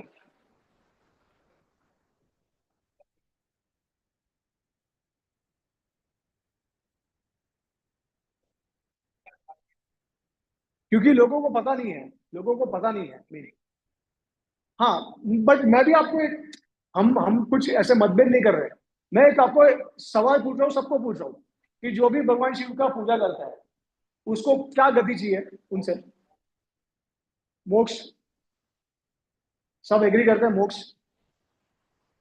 कि कभी ऐसा सुना आपने कि किसी को भगवान शिव के धाम में जाना है, भगवान शिव की सेवा करनी है? नहीं ना? मोक्ष। तो अभी सिंपल सा चीज है कि पहली बात तो अगर किसी को भगवान शिव की सेवा करनी है तो वो किस हद तक सेवा कर सकते हैं भगवान शिव की? दास। आप मेरे स्वामी, मैं आपका दास। आशुतोष एकदम जल्दी खुश हो जाते हैं, ठीक है। उनकी जब पूजा करते हैं हम, तो हम अगर सपोज उनके धाम, उनके पास जाके उनकी सेवा करना चाहते हैं, तो क्या किस हद तक सेवा कर सकते हैं हम? दास्य भाव से। अब आप देखिए कृष्ण भगवान के साथ दास्य के ऊपर है साख्य, साख्य ऊपर है वात्सल्य, वात्सल्य के ऊपर माधुर्य। चार रस है भगवान कृष्ण के साथ। और घर का संबंध, ऐश्वर्य बिल्कुल नहीं। जैसे आप अपने संबंधियों के साथ आदान प्रदान करते हो ना, उस प्रकार से श्री कृष्ण के साथ आदान प्रदान करते हो। ना मैं तेरा स्वामी, ना तू मेरा स्वामी, मैं तेरी तरह हूं। यह कृष्ण के साथ संबंध है, ऐसा होता है। तो उस दृष्टि से देखेंगे तो भी भगवान कृष्ण जो है वो ज्यादा गुण प्रस्तुत करते हैं। आप समझ गए? वो ठीक है, लेकिन अभी देखिए मैं आपको सिंपल क्वेश्चन पूछता हूँ, इस दुनिया का सबसे बड़ा धनी कौन है? हाँ, धनी धनी पैसों के हिसाब से, वेल्थी, मटेरियलिस्टिक। कौन? कौन है वो? कौन व्यक्ति का नाम क्या है? Elon Musk? एलन मस्क नहीं। धीरूभाई अंबानी, मुकेश अंबानी नहीं, अडानी। क्या आप एक्सेप्ट करोगे इसको? Exactly exactly. यही है प्रभु जी। पहले आप आए नहीं ना स्टार्टिंग में, मैं सबको यही बता रहा था कि फैक्ट्स होते हैं, फैक्ट्स। शास्त्रों में तथ्य प्रस्तुत किए हैं। मैंने इनसे कहा कि कृष्ण भगवान जो है जब किसी असुर का वध करते हैं तो उनको मोक्ष मिलता है। ऐसा कौन सा भगवान का रूप है जो असुर को मारने से मोक्ष देता है? कौन है? किसको मोक्ष मिला? जब असुर का वध किया तब। रावण और कुंभकर्ण का जब वध किया उन्होंने, तो बाद में उनको शिशुपाल और दंतवक्र बन के आना पड़ा। ये शास्त्र में है, ऐसा नहीं है कि हम अपने मन का कह रहे हैं। आप मुझे प्रमाण दे दीजिए कहां से भी, अगर कोई तथ्य पता है तो मुझे आप प्रमाण दे दीजिए।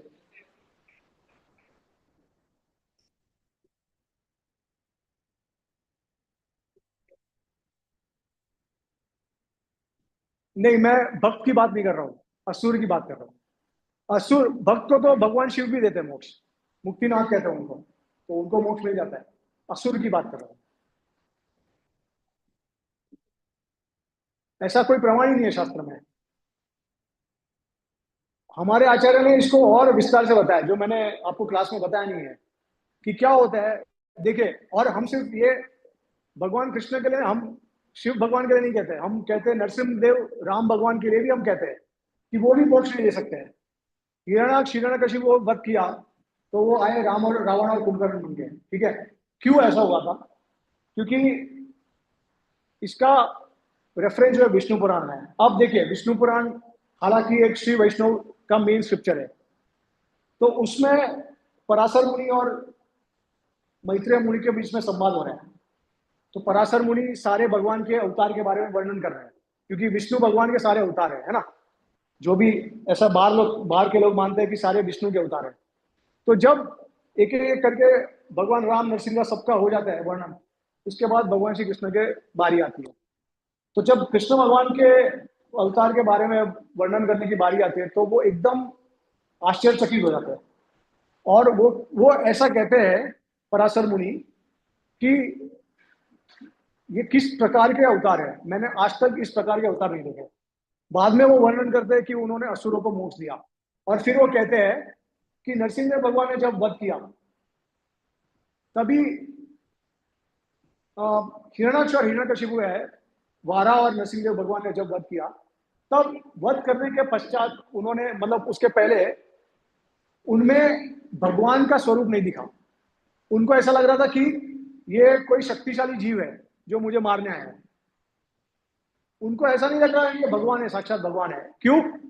तो पराशर मुनि कहते हैं कि भगवान श्री कृष्ण जो है वो उनके पास एक शक्ति ऑफ अट्रैक्टिवनेस है, आकर्षण करने की शक्ति है, जो नरसिंहदेव भगवान और राम भगवान के पास भी नहीं है। तो सेम सेम चीज जब रावण और कुंभकर्ण का वध हुआ, तो उनको भी ऐसे लगा कि ये राम भगवान जो है वो मनुष्य शरीर में बहुत शक्तिशाली है, लेकिन भगवान की तरह नहीं देख पा रहे उनको। लेकिन जब कृष्ण आए, और क्यों ऐसा हुआ, भगवान कृष्ण को भगवान के स्वरूप में क्यों देख पाए वो, क्यों? क्योंकि उसका कारण भागवत में भी वर्णन है, प्रमाण बना के, कि कोई भी अगर कृष्ण भगवान से किसी प्रकार का भाव भी रखता है, चाहे वो द्वेष हो, नफरत का भाव हो, या फिर लस्ट हो, एनवी, लस्ट, एनवी, प्राइड, अगर जो जो भाव से आप भगवान श्री कृष्ण को अगर आप वर्शिप करते हो, क्योंकि उनका रूप इतना आकर्षित है कि एक बार अगर आपको उनसे कनेक्शन हो गया किसी भी प्रकार से, तो आप वो कनेक्शन को छोड़ नहीं पाओगे। तो आप कॉन्स्टेंटली भगवान को याद करते रहोगे, क्योंकि उसमें वो उनकी उनके अंदर एक अट्रैक्टिवनेस है, शक्ति और अट्रैक्टिवनेस। तो ये सिर्फ भगवान श्री कृष्ण में। इसके लिए उन्होंने भगवान कृष्ण को अपने ओरिजिनल स्वरूप भगवान के रूप में देखा। समझ गए आप? और इसके प्रकार से उनको गति मिल गई अलग अलग, तो मोक्ष मिल गया उनको, फाइनल उनका हो गया। तो ये इस बेसिस पे, शास्त्र के इस बेसिस पे, जैसे मैंने आपको एग्जांपल दिया कि सबको पता है कि सबसे धनी व्यक्ति जो है वो एलन मस्क है अभी। हालांकि मटेरियल वर्ल्ड में धनी व्यक्ति जो होता है वो भी बदलते रहते हैं, कभी कभी ऊपर नीचे होता है, लेकिन भगवान भगवान होता है। ऐसा नहीं है कि भगवान के पास कभी कुछ गुण कम हो गए और रिफिल करना पड़ा, बाद में वापस पूरा फुल हो गया और बाद में वापस खाली हो गया, ऐसा कभी नहीं होता है। तो पहले से ही भगवान भगवान होते हैं, ठीक है। और जितने भी गुण हैं भगवान के, जितने भी गुण हैं, पराशर मुनि ने विष्णु पुराण में 6 बताए, ऑपुलेंस, हाँ, राइट। तो वो सबसे ज्यादा जो प्रस्तुत करते हैं वो पूर्ण पुरुषोत्तम भगवान होते हैं। तो ये श्री कृष्ण ने किया है। अब विष्णु पुराण जो है, हालांकि विष्णु के बारे में गुणगान करता है, ठीक है, लेकिन पराशर मुनि एडमिट करते हैं कि कृष्ण जैसा कोई दूसरा अवतार नहीं है इस जगत में। तो ये भगवान श्री कृष्ण की स्पेशलिटी है। और जैसे हमने कहा कि जो मधुर्य लीला है भगवान की, जो लीला मधुर्य, जो प्रेम मधुर्य है, जो रूप मधुर्य है, सौंदर्य जो है भगवान का, तो विष्णु भगवान भी आतुर होते हैं भगवान कृष्ण का दर्शन के लिए। भगवान शिव आपको पता है रासलीला में शामिल होना चाहते थे, तो गोपेश्वर महादेव का रूप ले लिया उन्होंने। तो ऐसी लीला कौन करता है? भगवान श्री कृष्ण ही करते हैं, और कोई नहीं करता। रासलीला वो कौन करता है? वो स्वयं भगवान कृष्ण। क्यों? रासलीला का कंसेप्ट सोचने, आप विचार कीजिए उसके ऊपर। रासलीला है क्या? रासलीला में बहुत सारी विवाहित जो गोपियां थी, उनको भगवान ने आमंत्रित किया उनके साथ नाचने के लिए। अब कौन से ऐसे भगवान है जो मर्यादा को भंग करके ऐसा चीज करेंगे? कोई नहीं करता ऐसा। राम भगवान मर्यादा पुरुषोत्तम थे, भगवान शिव कभी नहीं करेंगे ऐसा। आपने कभी देखा है भगवान शिव को किसी ने झापड़ मारा, उनके कोई भक्त ने, या फिर उनके ऊपर चढ़ गया? संभव ही नहीं है। तो ये सारे गुण प्रस्तुत कर रहे हैं भगवान श्री कृष्ण, इसके लिए उनको भगवान संपूर्ण पूर्ण पुरुषोत्तम भगवान कहा जाता है। और इसी के लिए, coming back to the original question, जो आदि गुरु का आपने जो प्रश्न उठाया था, तो ये है कि आदि गुरु भगवान शिव को भी हम मानते हैं, लेकिन उनके भी आदि है, वो भगवान बलराम है। तो वो मैंने पूरा एक्सप्लेन किया था जब आप नहीं थे तभी। और इसी के लिए हम बलराम जी को आदि, लेकिन लोगों को ये पता नहीं है, बस इतना ही है। ठीक है, और कोई प्रश्न किसी को?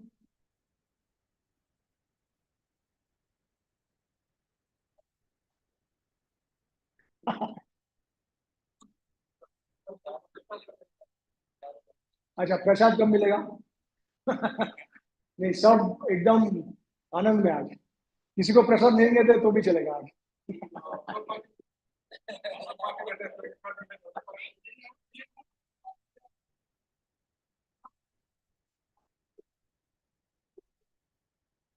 नहीं नहीं, बिल्कुल। तो इसी के साथ हम कथा को विराम देंगे, और हम कल कंटिन्यू करेंगे। तो बलराम जी की हम अनेक लीला देखेंगे, अलग अलग प्रकार की। उनकी जो वृंदावन की जो लीला है स्पेशली हम वो देखेंगे, उसका क्या रहस्य है, उससे क्या सीख मिलती है हमको। जो असुर होते हैं वो कौन है, किसके रिप्रेजेंटेटिव है, क्योंकि हमारे हृदय में बहुत सारे असुर छुपे हुए हैं।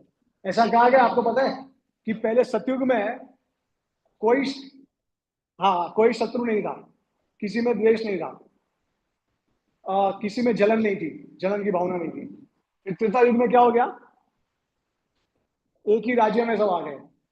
उसके बाद द्वापर युग में एक ही परिवार में आ गए, और कलयुग में एक ही शरीर में आ गए सब, असुर और जो सुर होते हैं वो, इस तरीके से। तो वो हम समझेंगे किस तरीके से बलराम जी सारे असुरों का वध करते हैं, और वो असुर हमारे अनर्थ को रिप्रेजेंट करते हैं। वो काफी आपको मजा आएगा सुनने के लिए। तो कल मिलेंगे फिर इसी के साथ, कथा को राम देते हैं। ग्रंथराज श्रीमद् भागवतम की जय, वो आनंद की जय, श्रील प्रभुपाद की जय, निताय गौर प्रेमानंद।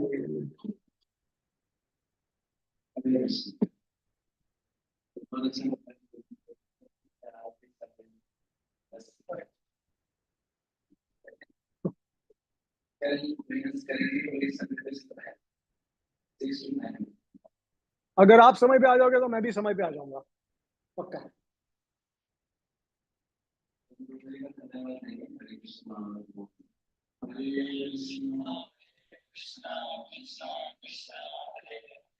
हरे राम राम राम हरे हरे।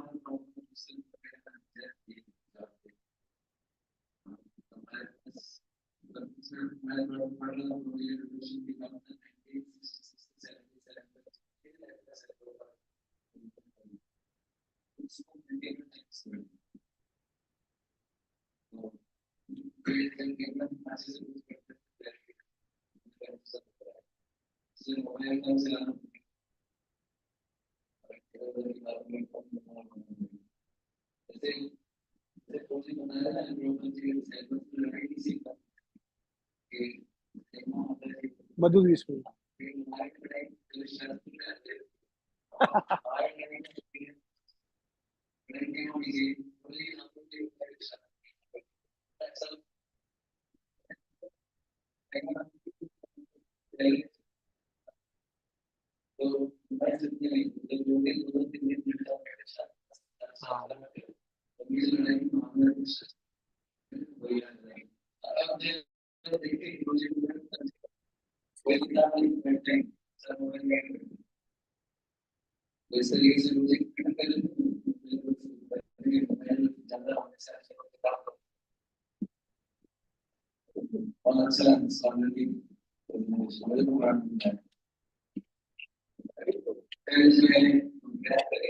कल आपको और मजा आएगा क्योंकि लीला के बारे में थोड़ा चर्चा होगा।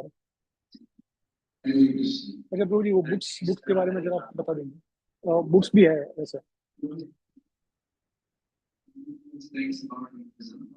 वो बुक्स बुक्स बहुत सारे क्वेश्चन जो प्रभु जी ने पूछे हमसे,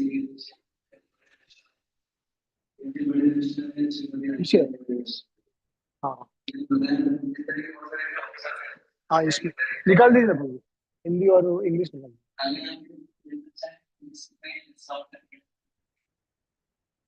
यस, 150, 200 MRP है, 150 आपके लिए है, 25% डिस्काउंट। ये इंग्लिश में है और हिंदी में भी हमारे पास। तो ये सारे प्रश्नों के उत्तर है, जैसे बाहर के लोगों को बहुत सारे प्रश्नों के उत्तर होते हैं, तो आप हमेशा ले सकते हैं। तो ये जो है सुब्रमण्य ने कंपाइल किया है, हिंदी हिंदी, हाँ नहीं उसमें है एक,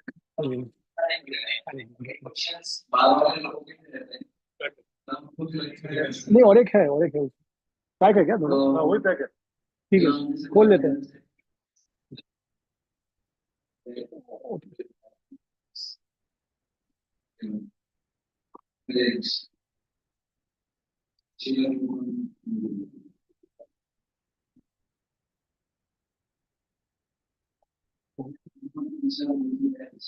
तो ये वो चेंज आपको देना है।